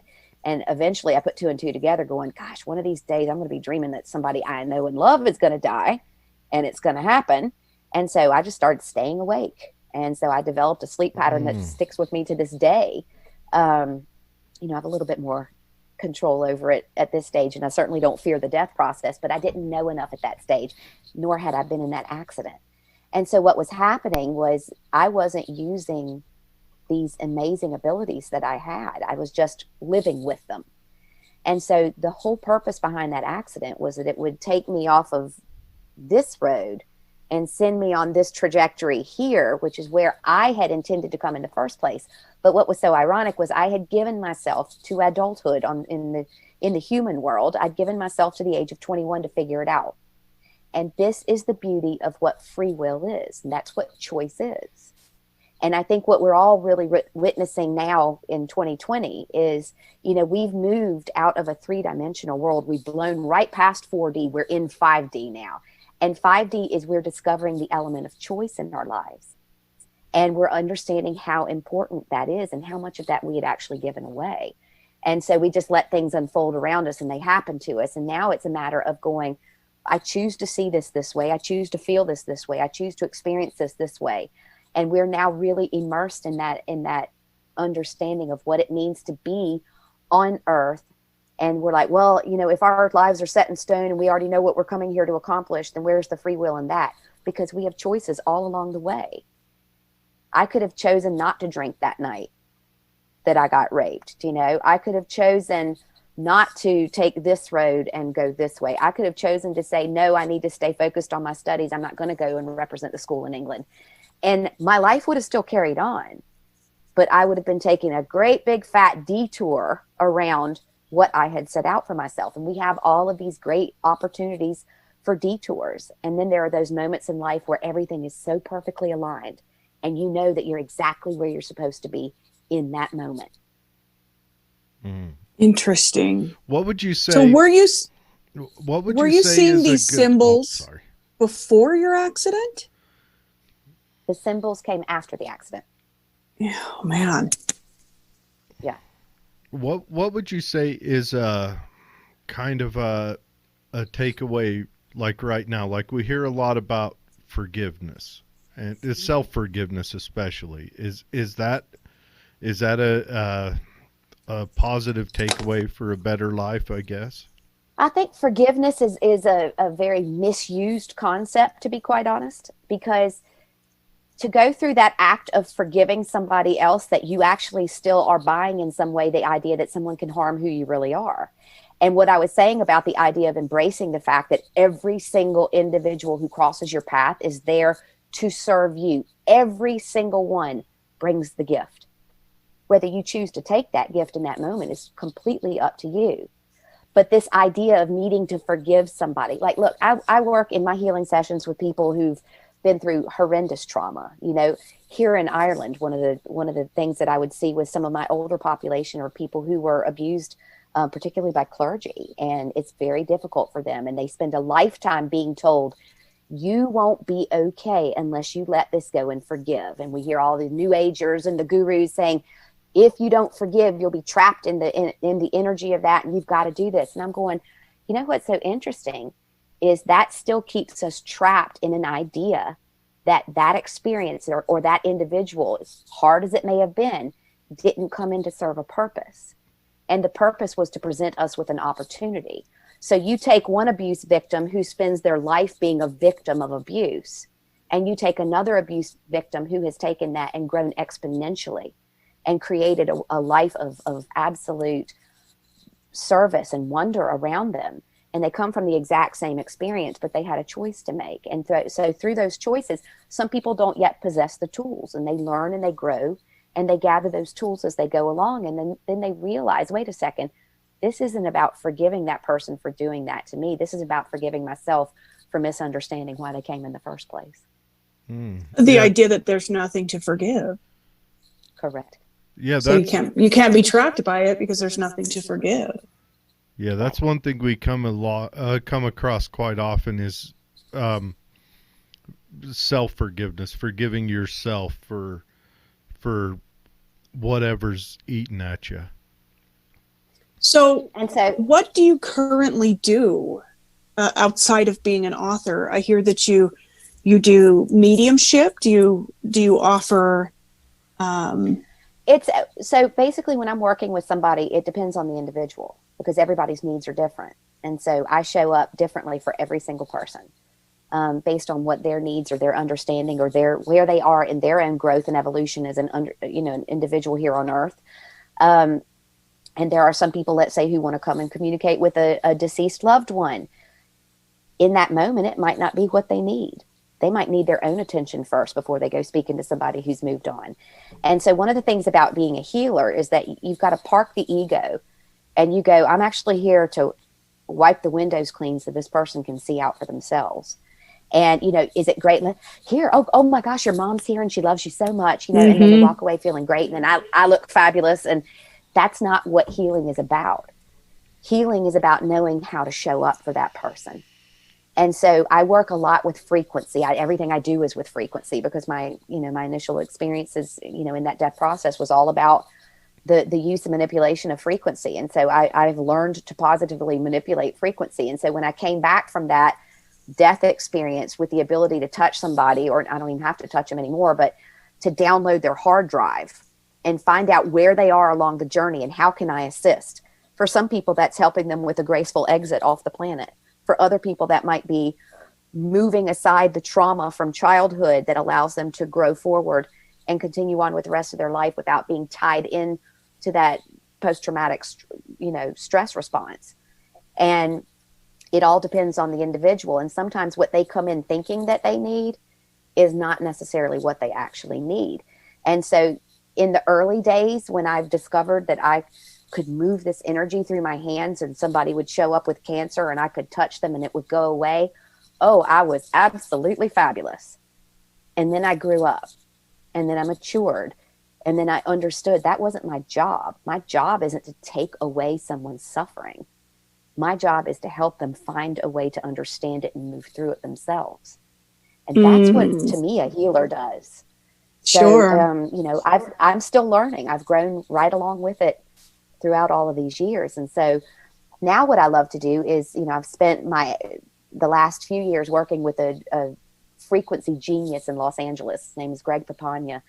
And I have what you'd call synesthesia. So I have this strange cross wiring of when I came back into the body after the death experience, I was hardwired a little bit differently. So I can touch somebody and their cancer has a sound. I can stand next to someone and their emotional distress has a taste. I can hear it. I can see it. And so it's synesthesia. So it's across a kind of a mixed signal, but it's something that I'm able to very much so use to my advantage with people because it has allowed us over the last few years to go, okay, this is what grief sounds like. This is what a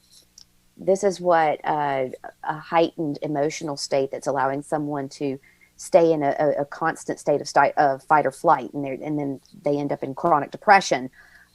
This is what that sounds like.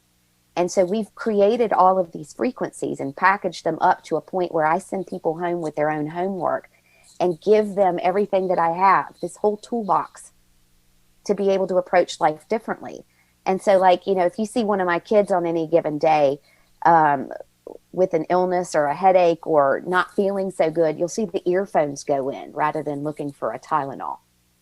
The earphones go in and they use frequency. And so I've taught them how to use and manipulate frequency in order to change the state that they're in. And it works across the board for everyone because that's all we are. Where do you find these different frequencies at? So on my website, which is maryhelenhensley.com, If there's a download there called Larimar Dreams, and literally there's a listener's guide. It tells, I usually work with people and then send them to this. But for people who are just interested, or maybe they're further along on their journey as far as their understanding of how to utilize these things, those frequencies are available there. They can download them and then they have it, and there's a guide that this particular frequency goes with this. And one of the things that I'm finding the most right now is that people are super saturated. And that's what 2020 has been about. People have reached a point of super saturation where they can't discern between the different emotions. And what I'm seeing more and more turn up on my table is people who are having inappropriate responses to certain feelings. And then they, we love that word triggered now. Everybody's triggered. The whole world's triggered. But when people are getting triggered, something might have frightened them and then they end up being angry. Something might have caused them to go into a space where they're thinking of someone that they've lost and they're in a space of grief, and now they're self-loathing. And that's because each of those carry a frequency of 396 hertz. And when the body becomes full, when that table is super saturated, we lose our ability to discern between the different emotions. And so we're expressing in inappropriate ways. So that's a huge thing that I'm seeing right now, is that people are, they're so full. It's like a sponge that's super full. And then you go try to wipe something with it and you just make a big fat mess. And so you could be driving down the road and a car cuts you off and you should go, and next thing you're in aisle 9 of the grocery store sobbing your eyes out because you're releasing some kind of grief. And it's just crazy how full we've become. And I think this year has really been about people stepping back and reflecting and changing the way that they interact with the world around them, because we're just full. We're all full up, And so frequency is something that you can use. And I'm really good at what I do because I do it every single day. You guys have different things in your lives that you're very good at. Like I mentioned before, cooking is not one. I eat to survive, not because I enjoy cooking. And so, but with frequency, I do it every single day, and it's part of my life. I own the use of frequency. And so the difference between knowing a concept and owning a concept is, I should be at the gym every day. I'm a doctor. I tell other people to go work out and keep on top of that, but I don't do it. So I understand and I know the concept intellectually. I don't own it because it's not a part of my daily practice. So I'm down with I've got the inappropriate sarcastic joke thing down. That's kind of my I have thing. the inappropriate That's your laughter. go-to. Yeah. I have the inappropriate laughter at situations that aren't funny. Well, do you still practice chiropractic? Is that how you say it? Chiropractic? Is that chiropractic? Yeah. Chiropractic? Not the same way that I used to. I've had a few injuries along the way that were set up in order to move me into other areas. If I hadn't first injured my shoulder, I wouldn't be writing books. Every chiropractor I've ever seen was, a healthy, not a healthy way, but a big man, or I can't imagine a little woman trying to pop a back, just because every time I got it done, it was like getting tackled by another football player. Have you ever heard a phrase, size doesn't matter? Yeah. Well, the only time I've had my back it's all about how you use what you've got. Huh. Yeah, because I don't. The only time I've had my back popped where it wasn't like sumo wrestling was by a physical therapist who, again, he was rather. He's not a little guy, but he didn't use bending, twisting, and then jerking on me as a means to pop my back. It's not about brute force; it's about technique. Really? Absolutely. Yeah, that's as with anything in life, That's kind of what he would do. He had a technique. He'd lay a towel under you and pull on your pinky toe, and your whole back would pop. Oh, Lord. Savagery. But that's important. And, as we talk about metaphysics and knowing that the human experience is a mind, body, and spiritual experience, we're here and the body is here to serve us. It's not the other way around. We get this idea that we're moving towards enlightenment and we're trying to seek this ultra spiritual experience. We already came from that. We came here, stuffed ourselves into these bizarre looking bodies with these strange, senses that we have. And, you have a beard and I've got hair, long blonde hair, and you've got dark hair. And, some of us are super skinny and some of us have extra weight and some of us have this and that. Like, we're all, every shape and form of the human body, we're all expressions of that. And so the one thing that we have in common, though, is that we have a central nervous system that allows that the operation of the body to take place. And the reason that my grandfather, the medical doctor, the dead guy, pushed me into chiropractic, which was so funny because when he said that I was going to go back to school, I was like, are you crazy? I literally just graduated. I've been in school my whole life. Now I've just been dead. I am broken. I'm in pieces. And it was a chiropractor, a guy in Charleston on Johns Island called Dr. Anthony Ross, who made such a monumental change in my life because rather than just fixing me, he educated me. And he educated me about what my body was capable of. And then I understood why the powers that be had pushed me in that direction, because my grandfather judge said it is essential. I'm like, hang on a second. Don't medical doctors, you're a surgeon. Don't you make more money that way? What am I doing here? Why do you want me to go into chiropractic where people make fun of you? And, he was like, you've got to understand a vitalistic philosophy of life. You have to, in order to do the work that you're going to do in the future. And this meant that I had to understand that the body was in service to the spirit. And not the other way around. Not the other way around. And so this was just so essential to my development as, as a doctor, as a healer, and as a functioning human being, and knowing that the alignment of the spine, that the basic premise, we skip past all that, and we've been pulling pieces and parts out and taking pills and doing all this kind of stuff before we ever go check under the hood and make sure everything is, that the messages are getting out at 100%.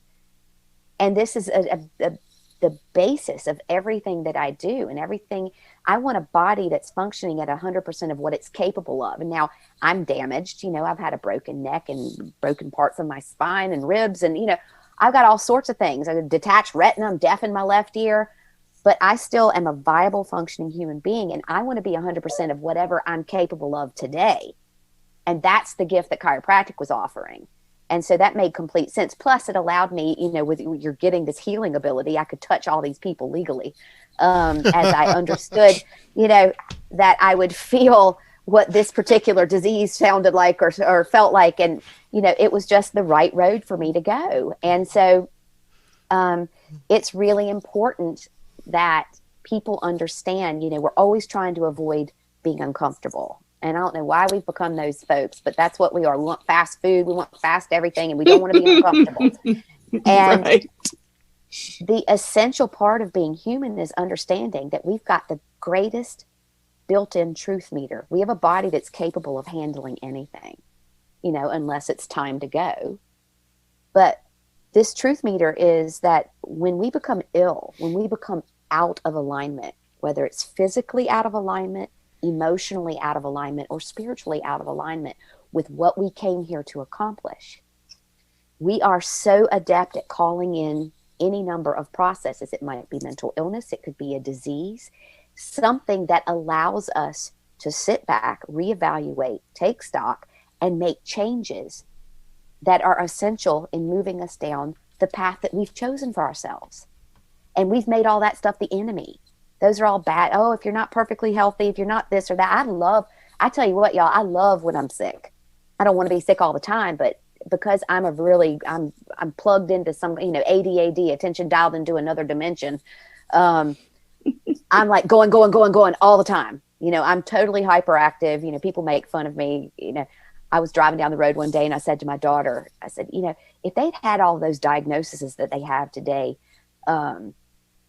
do you think that I would have ever been diagnosed? And she just looked at me and she was like, as if you aren't, and she was implying the fact that, I'm completely hyperactive, and that's okay because it allows me to do the things that I need to do. But it's just essential that we understand that when we get sick for a reason. Why is it that two people could be in the same room? It's like when I had COVID back in March. I was in a 1-bedroom apartment. I was staying on I had gone over to Los Angeles to record my audiobook that's coming out in a few days. And my friend was in her bedroom. I was on her couch. We were in a small apartment, and I got COVID and she didn't. And I was hacking and sneezing and all over, spluttering all over the place. And we were in that same space. I had called her before I came. And I said, you've heard all this hoo-ha. This is in early March. All this stuff going on. I need to know what this thing is about. So I'm going to pick it up on the way. Are you okay with that? And she said, come on. And I had it the next day after I arrived. So and you it chose was important. I chose COVID. You and chose to like, get the Rona. Are you crazy? And I'm like, am I? Because there are an awful lot of people, because nobody knew what was going on in those early days. And I got it, and I went on Facebook Live every day that I was able, that I wasn't just hanging together. And I broadcast and went, okay, I'm still alive. Here's what it looks like. Here's what's happening in my body. These are the things that I'm feeling like. This is what's happening. I think it's really important that you're in an alkaline state to get through this thing. And, I think we got to bump up that zinc and vitamin D. And, I was reporting through that, and I chose to do that. Well, she chose to observe. She practices biofrequency. She practices bioresonance. And so she was measuring me. So she sat like the little scientist breaking down, and we deconstructed this thing. And so we made a choice of how we were going to do that. So why can two people be in the same place if this is so contagious and so fraught with, if you get exposed, you're going to get it? That's not true, because everyone has experienced it differently. My mom is 91. She had it. I have my mom's best friend who is also 91. Her son got it at the same time as me, and he died. But there were also different circumstances. So the way that people have handled that, it's like we breathed a sigh of relief if we heard that someone had underlying symptoms. And where I called BS on the whole thing was like, guys, we have spent so much time talking about how important our spiritual growth is, how important our mental health is. And yet you guys want to point the finger and blow up the story on media because Nurse Jones was only 28 years old and in perfect health, and she died. And I'm going, did she have a soul-crushing student loan she was paying off? Maybe she was going through a divorce. Maybe her mom just died. How dare you say that she didn't have underlying circumstances? Because, guys, guess what? The human experience is an underlying circumstance. That's right. All right. Well, I had it, and all I had was body aches for 6 or 7 hours, and then I was 5 weeks because I was on a mission. Oh, I lost smell and taste. You wanted to experience. You wanted I the rough did. one. The worst part for me was getting a call from the state every, twice a day. Who have you talked to? Where have you been? They called me nonstop. Her name was Her name was Mary, and she was a quite the lovely lady, but she had to run through the script all the time. Right. And for me, I was going on, and it was great because, there were stages. I'm in the middle of a live broadcast, and I was getting shut down. My website got shut down at one stage. Oh, I'm sure. Like I was some kind of conspiracy theorist or something. And I'm going, this is just what it looks like. This is just what's happening. And How dare you? How dare you question this? You know what? And everyone's going to experience it differently, because there were some people, while I was cleaning out my body, there were other people at home cleaning out their garage. There were other people who were finally getting through their 5,000 emails. I painted the inside of my house. There you go. Everybody experienced it differently. Mm-hmm. And so that's what's so interesting. And the chances of having been exposed to it are pretty high for most people who've been out of their back door. Sure. So it's all about choice, and it's all about how you want to experience that. And I knew that wasn't how I was going to die. Therefore, I was like, man, this is big news. This is global. I want to know what this thing looks like. And I want to take it apart piece by piece and try to extract the fear out of that for people so they can see what it looks like. And what's so freaky is that after having lost my sense of smell and taste for 3 months, when it came back like Superman. So like I have all this heightened, like I grew all this hair, and like I have this big thick head of hair, and now I can smell like my secretary in my office hates my guts now because I walk in the door, I'm like, what's that smell? And it's the garlic she ate last Tuesday, and I can still smell it. So you obviously avoid chili shacks. Yeah, we don't have that here.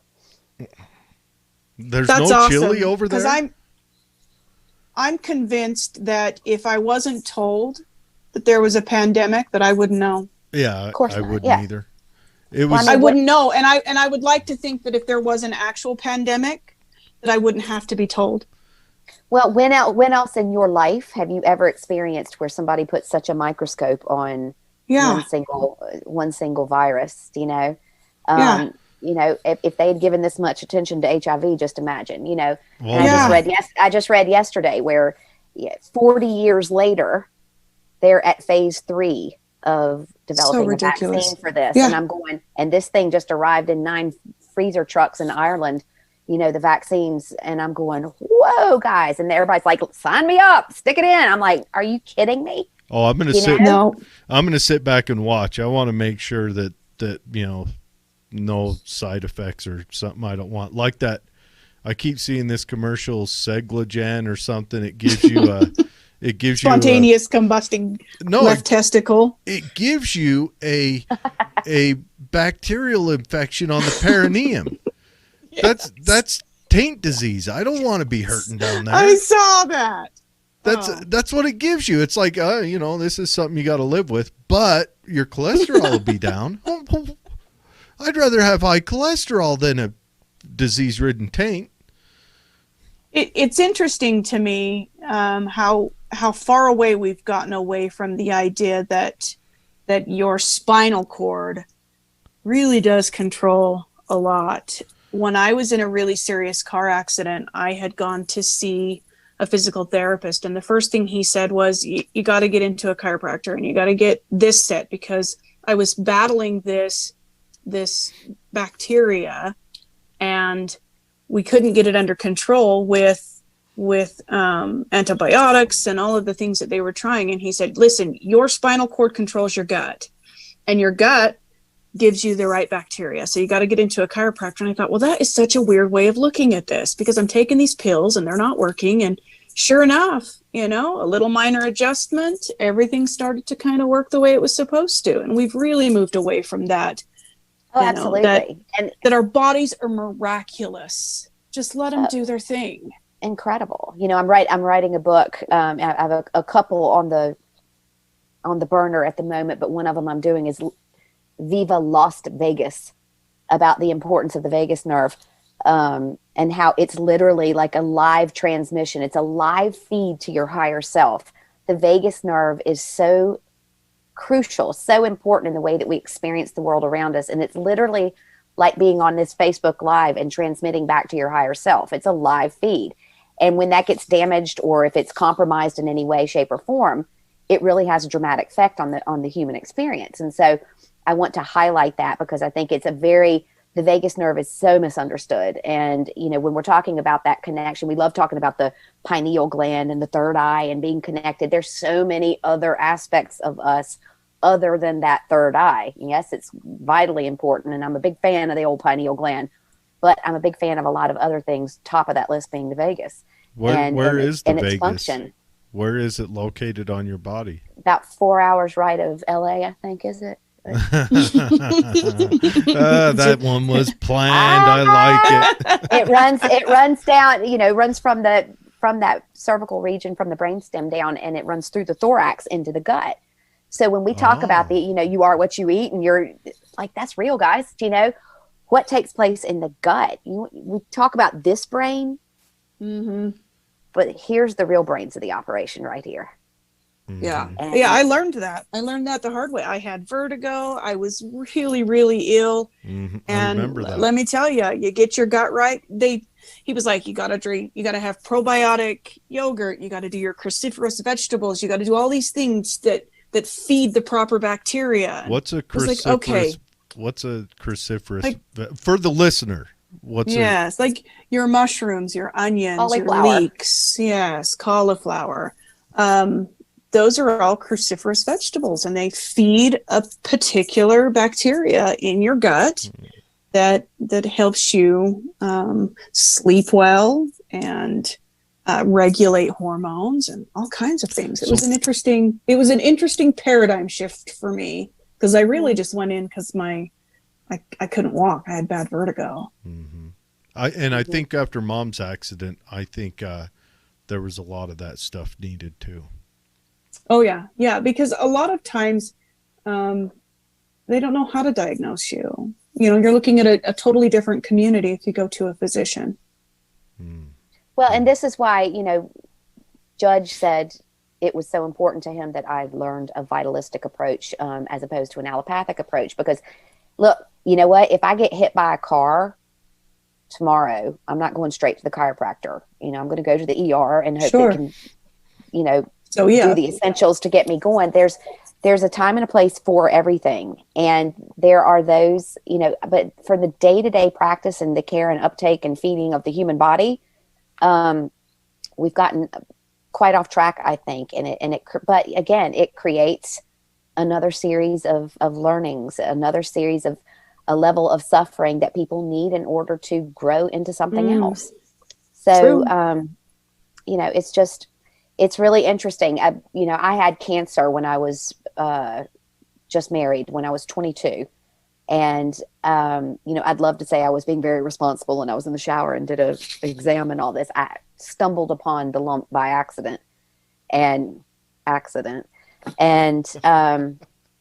I ended up going down this road where I met this doctor, the scientist, and he had treated his father with pancreatic cancer with this combination of these 4 herbs. And, you know, he called it cancer tea. And when I met him, it was he who introduced me to that. I mean, I have put thousands and thousands and thousands of people over the years in that direction because it's something that automatically alkalizes the body. And it's 4 very simple herbs that allow a rapid alkalization. And so look at the Gerson therapy. You know, there's so many different approaches. Exactly. All right, you guys are just talking. You guys break it down for the listeners. Let's break this down further. Not for me. So I know all this stuff. You got it. You got all of it. But there's a tea, and it's called Essiac tea, and they're like, you can't say that. And I'm like, what are you going to do? Like, honestly, what are you going to do? Essiac you can't call tea. it Essiac, Essiac. And it's 4 herbs. It's sheep sorrel, burdock root, Turkish rhubarb, and slippery elm. And the particular combination of these 4 herbs basically will crack the outer shell of a cancer cell and allow the body's immune system then to eat up the gobbledygook on the inside. And so what's important with that is you never just want to put somebody on the cancer tea without doing the work behind that, which is, why do you have cancer? Right. And I remember when I had cancer, I've had it twice. And the second time I went, this is many years later, and I knew exactly why I had it. I knew exactly what I had done. I knew exactly where I had let myself down because I knew better in this circumstance, and I did it anyway because we're human and that's what we're here doing. Hey. And I go to the doctor and she's like, look, we can remove this and then we'll start the radio. I went, I said, I know exactly how I got this and I know exactly how I'm going to get rid of it. And so she's like, that is not a good idea. And I'm like, well, it's not your choice to make. So I'm going to do my way for a month. And if I'm not getting anywhere, we'll try your approach. How's that? And off I went. And so, of course, I come back a month later. I've done, you know, I went on a raw diet and cleaned up the mess that I had made emotionally. And it boiled down to my children's father had been gone since they were 1 and 3, quite young. And 5 years later, he wanted to take them to Disney World. Well, we hadn't seen him. He hadn't been around. And look, that's part of our story. And I'm very grateful to the role that he's played in allowing me the time that I've had with my girls, because it's something that I needed more than he did in that particular aspect of the story. I needed to be a single parent and all of the challenges that went on with that. And so only somebody who is part of a greater understanding, part of your soul group could do something so difficult, like walk away. And I'm very grateful for that. But in the course of that story, when he came in and he's like, I want to take him to Disney World. And the healer in me was like, okay, this will look really good, you know, and everybody's going to build a bridge and they're going to have a chance to bond and all this. And I'm like, inside, I'm like, I wanted to tell them where to go, and it weren't Disney World. And I ended up going, hey, girls, you're going to Disney. 2 weeks later, I had breast cancer. Oh. It doesn't take You a rocket scientist. internalized I those did. emotions. Yeah. So now, And what so was this stuff? I in didn't this, let them go unconditionally. What was this stuff in this tea again? You said, what was it again? The Slippery four- elm. Essiac. It's ESSIAC, Essiac tea. And what's Slippery the stuff in it? Burdock root, Turkish rhubarb. You may as well be saying Eye of a Newt and Dragon's Fart. Yeah, it's like and you have to steep it in this pot. I'm very fortunate that I have Where do you somebody even here in find town who this makes stuff? it for me. Boondock Saints root. Where is that located at? It's actually quite easy to get. Click, click, click, click. Well, yeah, but I mean, where do they find it at? And what are they sending me? They're just like pulling a carrot out, shaving off the carrot part, and mailing. I wouldn't know what that is. Yeah, you would. You gotta get good sources. You got to get good. I have a wonderful source here. And is it like so a interesting confectionery building you walk into, and he's got a whole bunch of little drawers, like they're repurposed 1830s decimal system Sawdust, drawers, yeah. and pulls them out and pulls out a little vial, and he has the hat on, and He's got a monocle. A monocle. Yeah.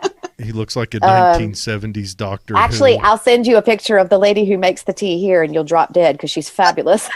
Yeah. She'll just change your whole idea of what the wizard hat monocle wearing apothecary actually looks like. She looks like a model. Do you recommend? I have for now, at least the last 3 years, thought, everything that's been going on with me is going to make me sick. Like it's going to there's just been so much, it's going to make me sick. Do you recommend this as preventative? I do it 4 times a year. So I just actually did another detox with it just to alkalize.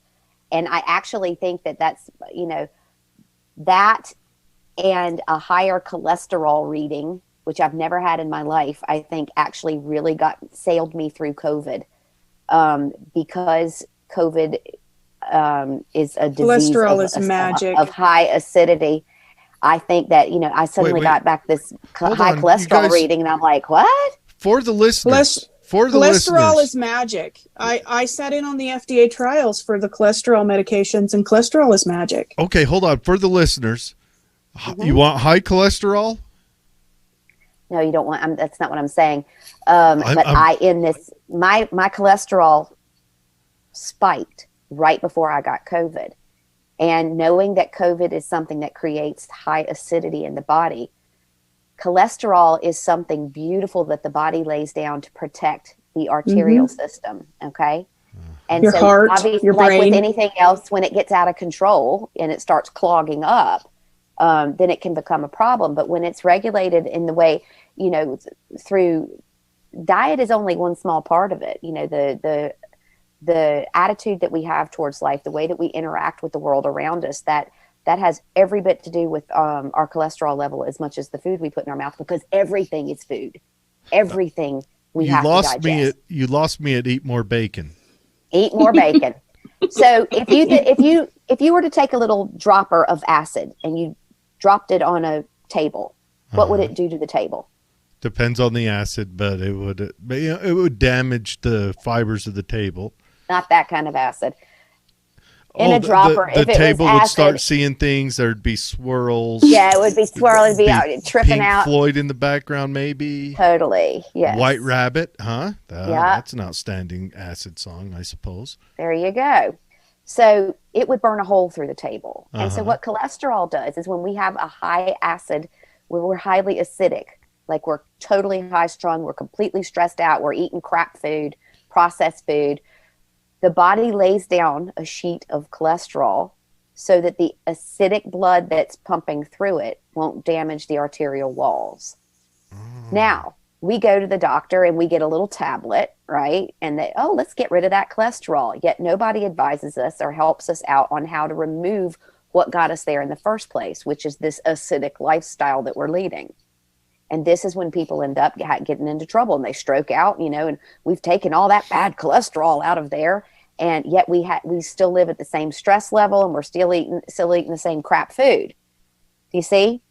Yeah. And so it's really, so for me, it was like my body knew before I was entering into COVID that something was getting ready to happen. And my cholesterol spiked, which was I'd never had before in my life. And I really think it was there to help protect me from what was coming my way, because I believe after having broken that thing down that it's totally all about acidic choices. And this is where choice was that fifth element, you know, that fifth dimensional aspect of what COVID brought. It was a choice. I have the choice to live in a high stress environment. I have a choice to see everyone as doing something to me as opposed to for me. I have a choice to remain in that job that I hate. I have a choice to do that.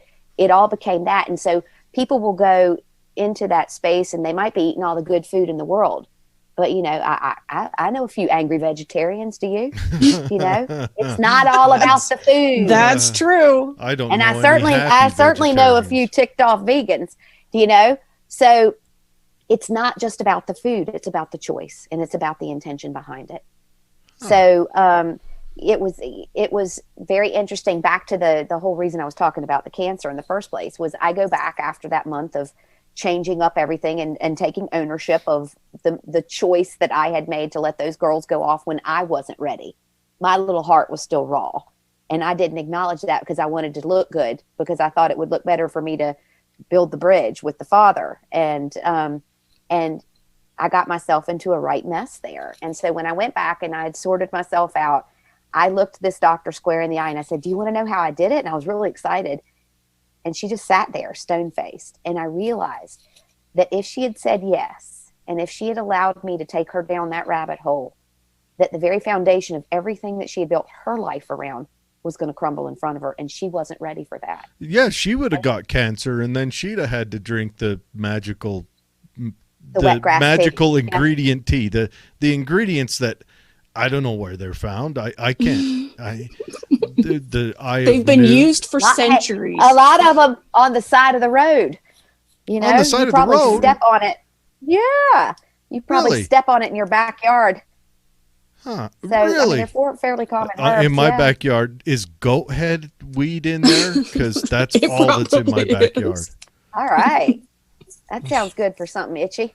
Oh, So yeah. tell us about your books to kind of close this up. And Because before you we are close, a practitioner of lots of things. So are the books you've I'm authored and the living ones that are multiple coming lifetimes. out? Yeah. Yeah, Are I'm they living kind of multiple lifetimes in one life. Are they kind of spread out over multiple subjects? Yeah, well, I mean, I first started writing obviously about what I knew, which was dying in the accident and having had that experience, and then the introduction to metaphysics and being able to, you know, use these abilities. And then you grow, and it's so much fun to go back and read those first books because they were written so long ago. And I initially started writing them as manuals for my children because they were both kind of showing signs of having some interesting abilities themselves. And I wanted them to know that they weren't alone and that it was okay. And I wanted them to know the story of where it came from. And that's how it started. And then I wrote a book recently just called Understanding is the New Healing. And this book I'm super excited about because it's about, it's a smattering of some of my favorite healing sessions that I've done over the years. And that's the one that's coming out on audio. I've been watching for that. Yes. And I will let you know the second that it comes out. It's in days. Like we're just waiting for it to drop. Okay. There's a period of time once it goes up to Audible. And the reason I'm so excited about this is because it's the first book in Audible history to use these frequencies that I use in the healing. So if I'm telling a story, and let's say it's a story about someone who's gone through the cancer experience, and I always try to use humor in this or whatever, but let's say somebody who's listening to that is just listening to the story and they're getting something from that. And okay, that's great and all.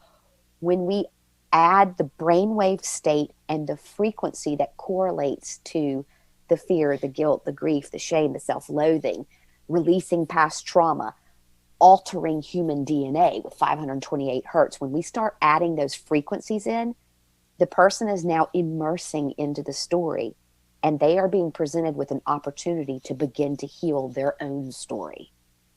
And so So you have sound healing overlapped with the reading of that. Yes. That's amazing. I am so Why excited hasn't about this anybody one. done this before? I'm thankful that somebody's finally doing it.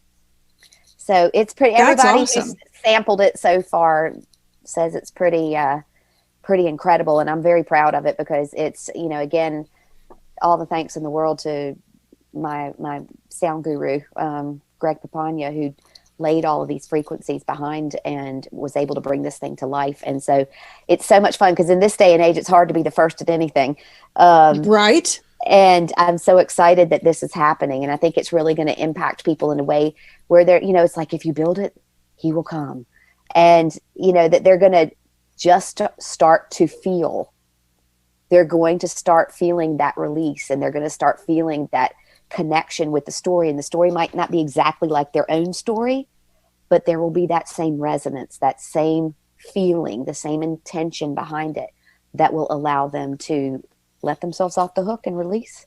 I love the idea. Not only are you delivering a book, a story in audiobook form, which is the way I like to consume it, because again, Neanderthal, but you also are delivering that sound with it. So you're kind of healing by proxy through your book, not just giving them the tools to heal, but throwing actual healing in with it. That's it. Yeah. So that's called Understanding is the New Healing. So keep your eyes out over the next week on Audible. That'll be ready. For and those then I have, watching, I just flashed it on the screen. And thank you. And in the show notes will be the link to your website, where if they want to pursue any of these avenues. Thank you. And I have this little cutie pie, which just came out a few days ago. This is Hugh and the Manatee. And I'm super proud of this book because this is the first in a series that I'm doing. It's aimed at ages 9 to 12, but really the story is for everyone. Aww. And Hugh is this adorable little fella here, and he loves musical theater. He's a captain of a swim team. He has loads of friends and all, but he's had the same set of bullies all through school because Hugh likes sparkles and he preferred to wear a tiara during recess as opposed to be playing football with the other fellas, and he likes painting his nails. And these girls are relentless and make so much fun of him. And one day they catch him down by the magical springs, and they're there for the last swim of the season before school starts the next day.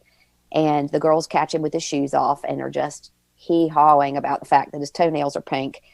And up from the water comes this magical pink manatee and puts Hugh in a bubble and puts the two girls in a bubble and takes them on an undersea adventure where we have so many examples of aquatic creatures that are gender fluid, that break the stereotypical mold of what it means to be male and female. So, we visit the race fish, which can change gender at will, depending on the number in the school. If there are more males than females, then some of the males will turn female or vice versa. We have the daddy seahorse that carries the babies. And we have the ancient sea snail that can also change gender and has been doing so for millions of years, the original transgender. And so rather than shaming the bullies, the manatee educates the girls as they go along. And as each lesson is taught with each example, the bubble fills with this beautiful music. So I'm introducing the children to the idea of using frequency to alter one's state. Mm-hmm. And at the end of the story, the beautiful part is that these girls end up standing up for Hugh at the end of the day when another bully is after him, and they have learned and they have grown. And Hugh goes back down to the water and asks the manatee, they made such a huge change, but I heard the music too. What happened to me? And the manatee says, you allowed them to change.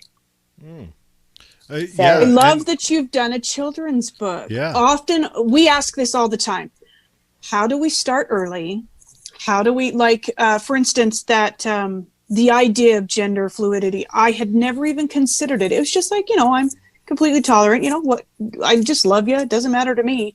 But then I had a past life regression, and I was struck by the fact that I had been a male. and I couldn't get off of it. I was just stuck on that. And I could hear her tell me that your soul doesn't have a gender. Right. That your soul is genderless. But I love the idea of being able to introduce these kinds of enlightening experiences young. I love that. I'm going to buy that book for my kids.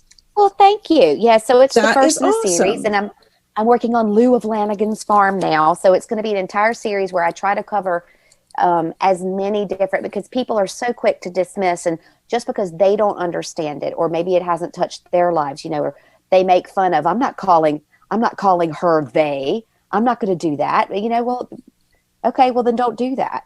But that doesn't mean that the kids that are coming along aren't going to be educated and understanding that we're different. You know, it's like, look at the peacock, you know, it's the male peacock who is colorful and fabulous, and the female peacock is kind of brown and drab.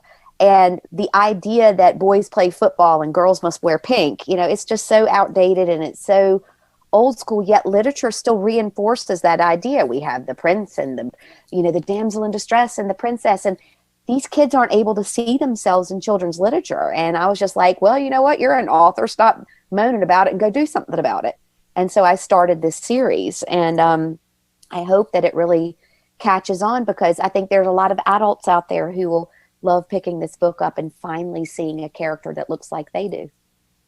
That's awesome. So that's the aim behind that. And then I've been working the last few months with my mother, who's 91 and has just released her first book, which is this amazing, epic Christmas poem.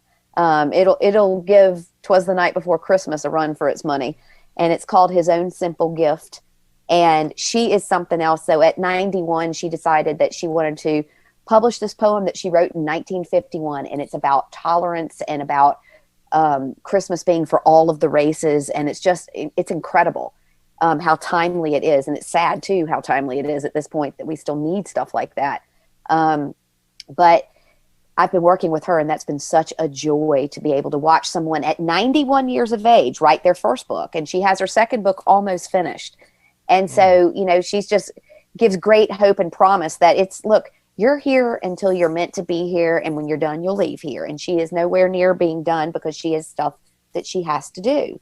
And so writing this book was part of that. And even more remarkable in light of everything going on, she decided that rather than just throwing it up on Amazon, she wanted to support small business. And so she made it available from an indie publisher in Europe and through one small business, Black-owned business in America, and everything channels through there. And I just think that's quite remarkable. That's putting your money where your mouth is. Mm-hmm. So she's not doing it to get widespread wealth and fame. She wants to actually focus in and help out one Exactly. Exactly. particular small groups. Now, we're coming up on a little over 2 hours, but we have a couple of questions that came in. Do you mind if I you go right ask ahead. you? All right. I will pull them up. So, Leslie Fear, you were on her podcast yesterday or earlier on. Hi, Leslie. Yes, she said she forgot to ask you what you think about astrology and numerology. What are your thoughts on those? And does the actual day we were born affect us? Does astrology and numerology play a role in our lives? I would say absolutely. And there are people to whom it has zero relevance. They're not focused on that. They don't care. They don't live by that. Therefore, it has really no bearing on the life that they lead. But there are other people who have a different understanding of it and who use that as a guidepost, and it works beautifully for them.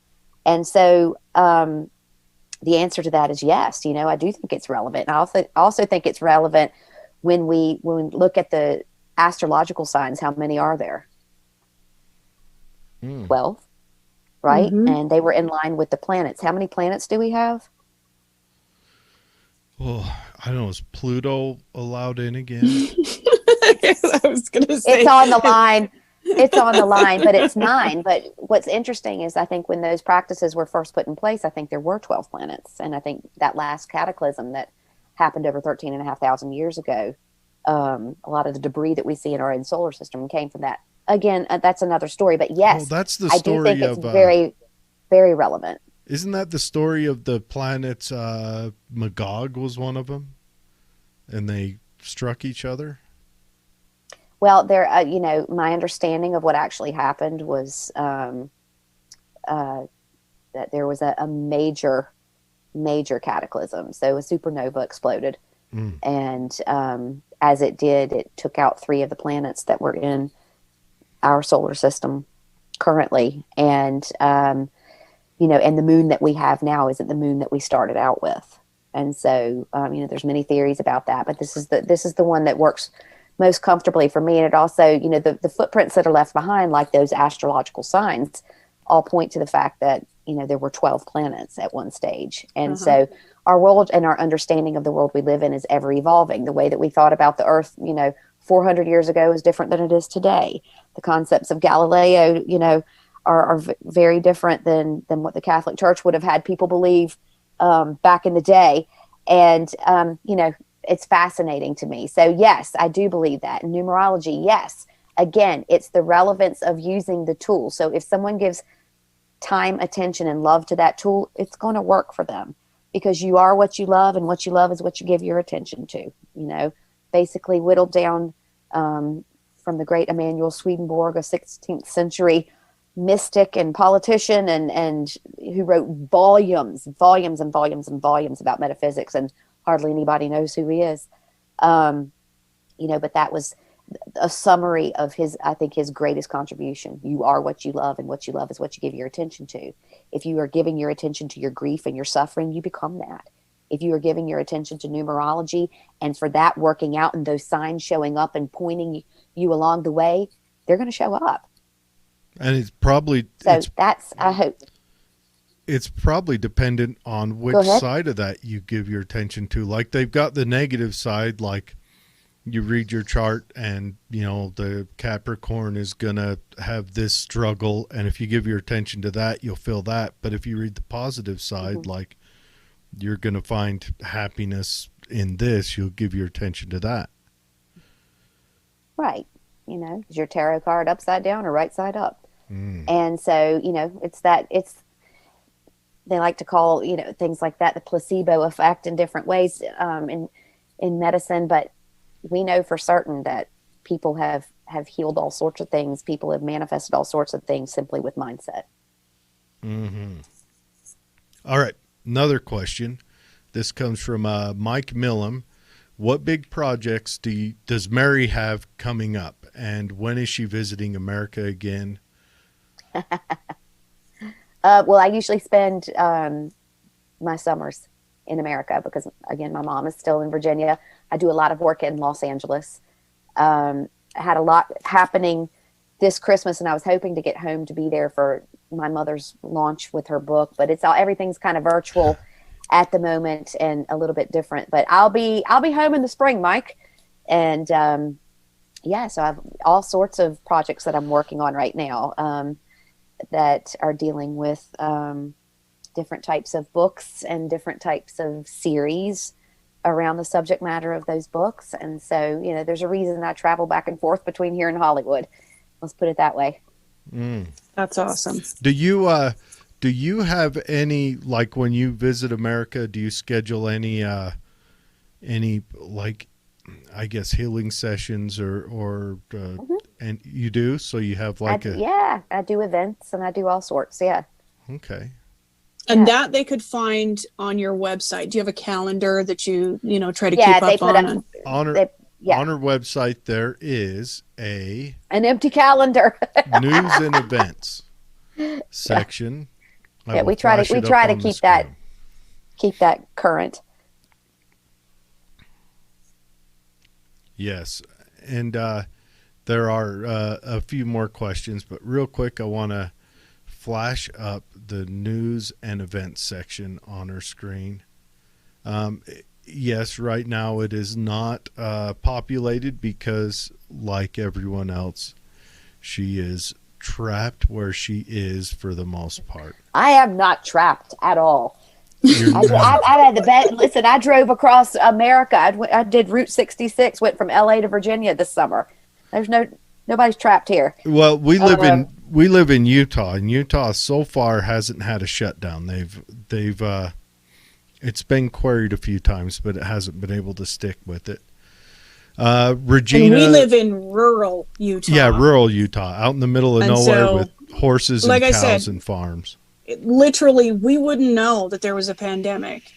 There's just not enough of us out here. Right. Yeah.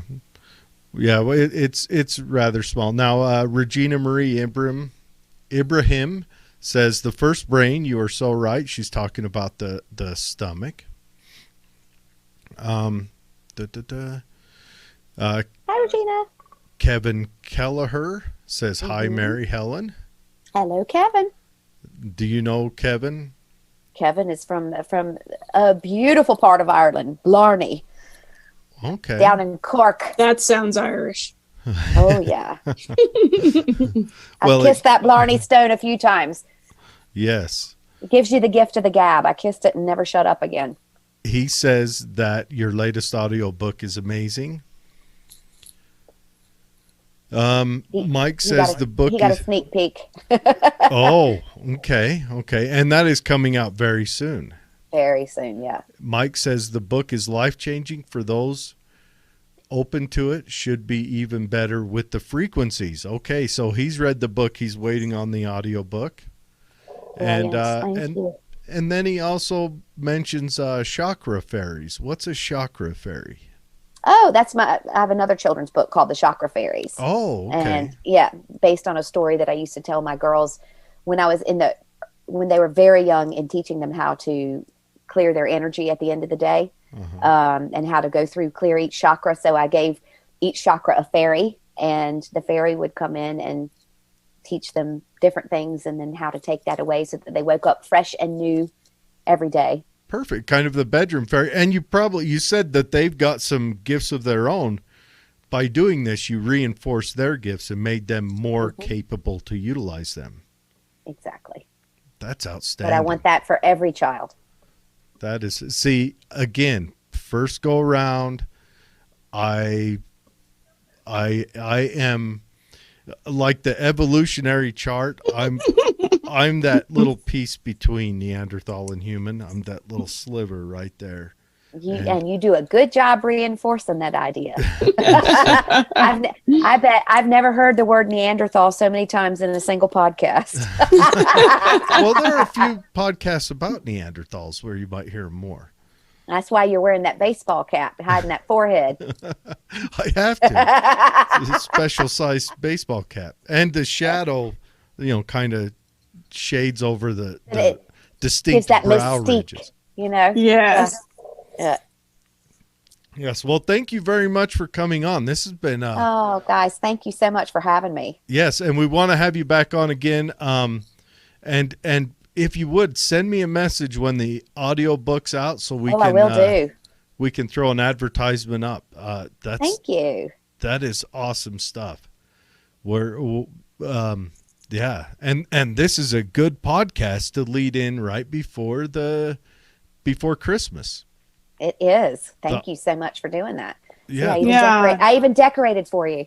Hey. It's very nice to meet you. Yes. It's so nice to meet you. And you know what? Thank you so much, because as I say to every podcaster, I couldn't do what I do and get the word out without you. So, we're all just pieces in the same puzzle. So, and each one is equally essential. And I'm very, very grateful for what you do. And it takes a lot of time and a lot of energy and a lot of know-how.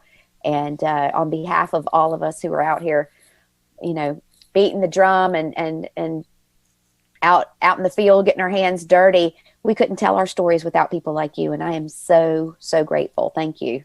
Well, thank you. Awesome. We love hearing the stories, and we love sharing the stories. Well, thank you. Thank you very much, Mary. All right. And hopefully we hear from you real soon. And I'm looking forward to listening to the audiobook. Now, I am partially deaf, so I'll have to turn it up real Me loud to hear the too. frequencies. Yeah. And now, I could still hear it. Did you lose your hearing in the accident, or was that another event? Yeah, the glass shattered and went into my tympanic membrane in there. Yeah. Oh man, I am sorry. That is. Why would you be sorry? Yeah. Well, it's Part a of part your of story. your life journey. It's Yeah. part of that story. Exactly. Yeah. Mine I earned through mostly military service, which gave me my lack of hearing. But that I'm was. sorry. You should be. I got drunk in foreign countries a lot. But yeah. Well, thank you very much. And we hope to hear from you very soon. And for all the listeners, as soon as we get an update on any event she has, we'll make sure we advertise it on the page so that you can see, so that you can go buy the books, or if she's coming stateside, you can try to get ahead of it and get a chance to go see her in person. Yeah. Thanks, guys. I really appreciate it. Thank you so I hope much. you have a great night. Yes. Thank you. Come visit. Oh, I'm going to. can't wait. I know. For sure. Cannot wait. Yeah. Have a good night, Mary. Bye, guys. Bye-bye. Bye.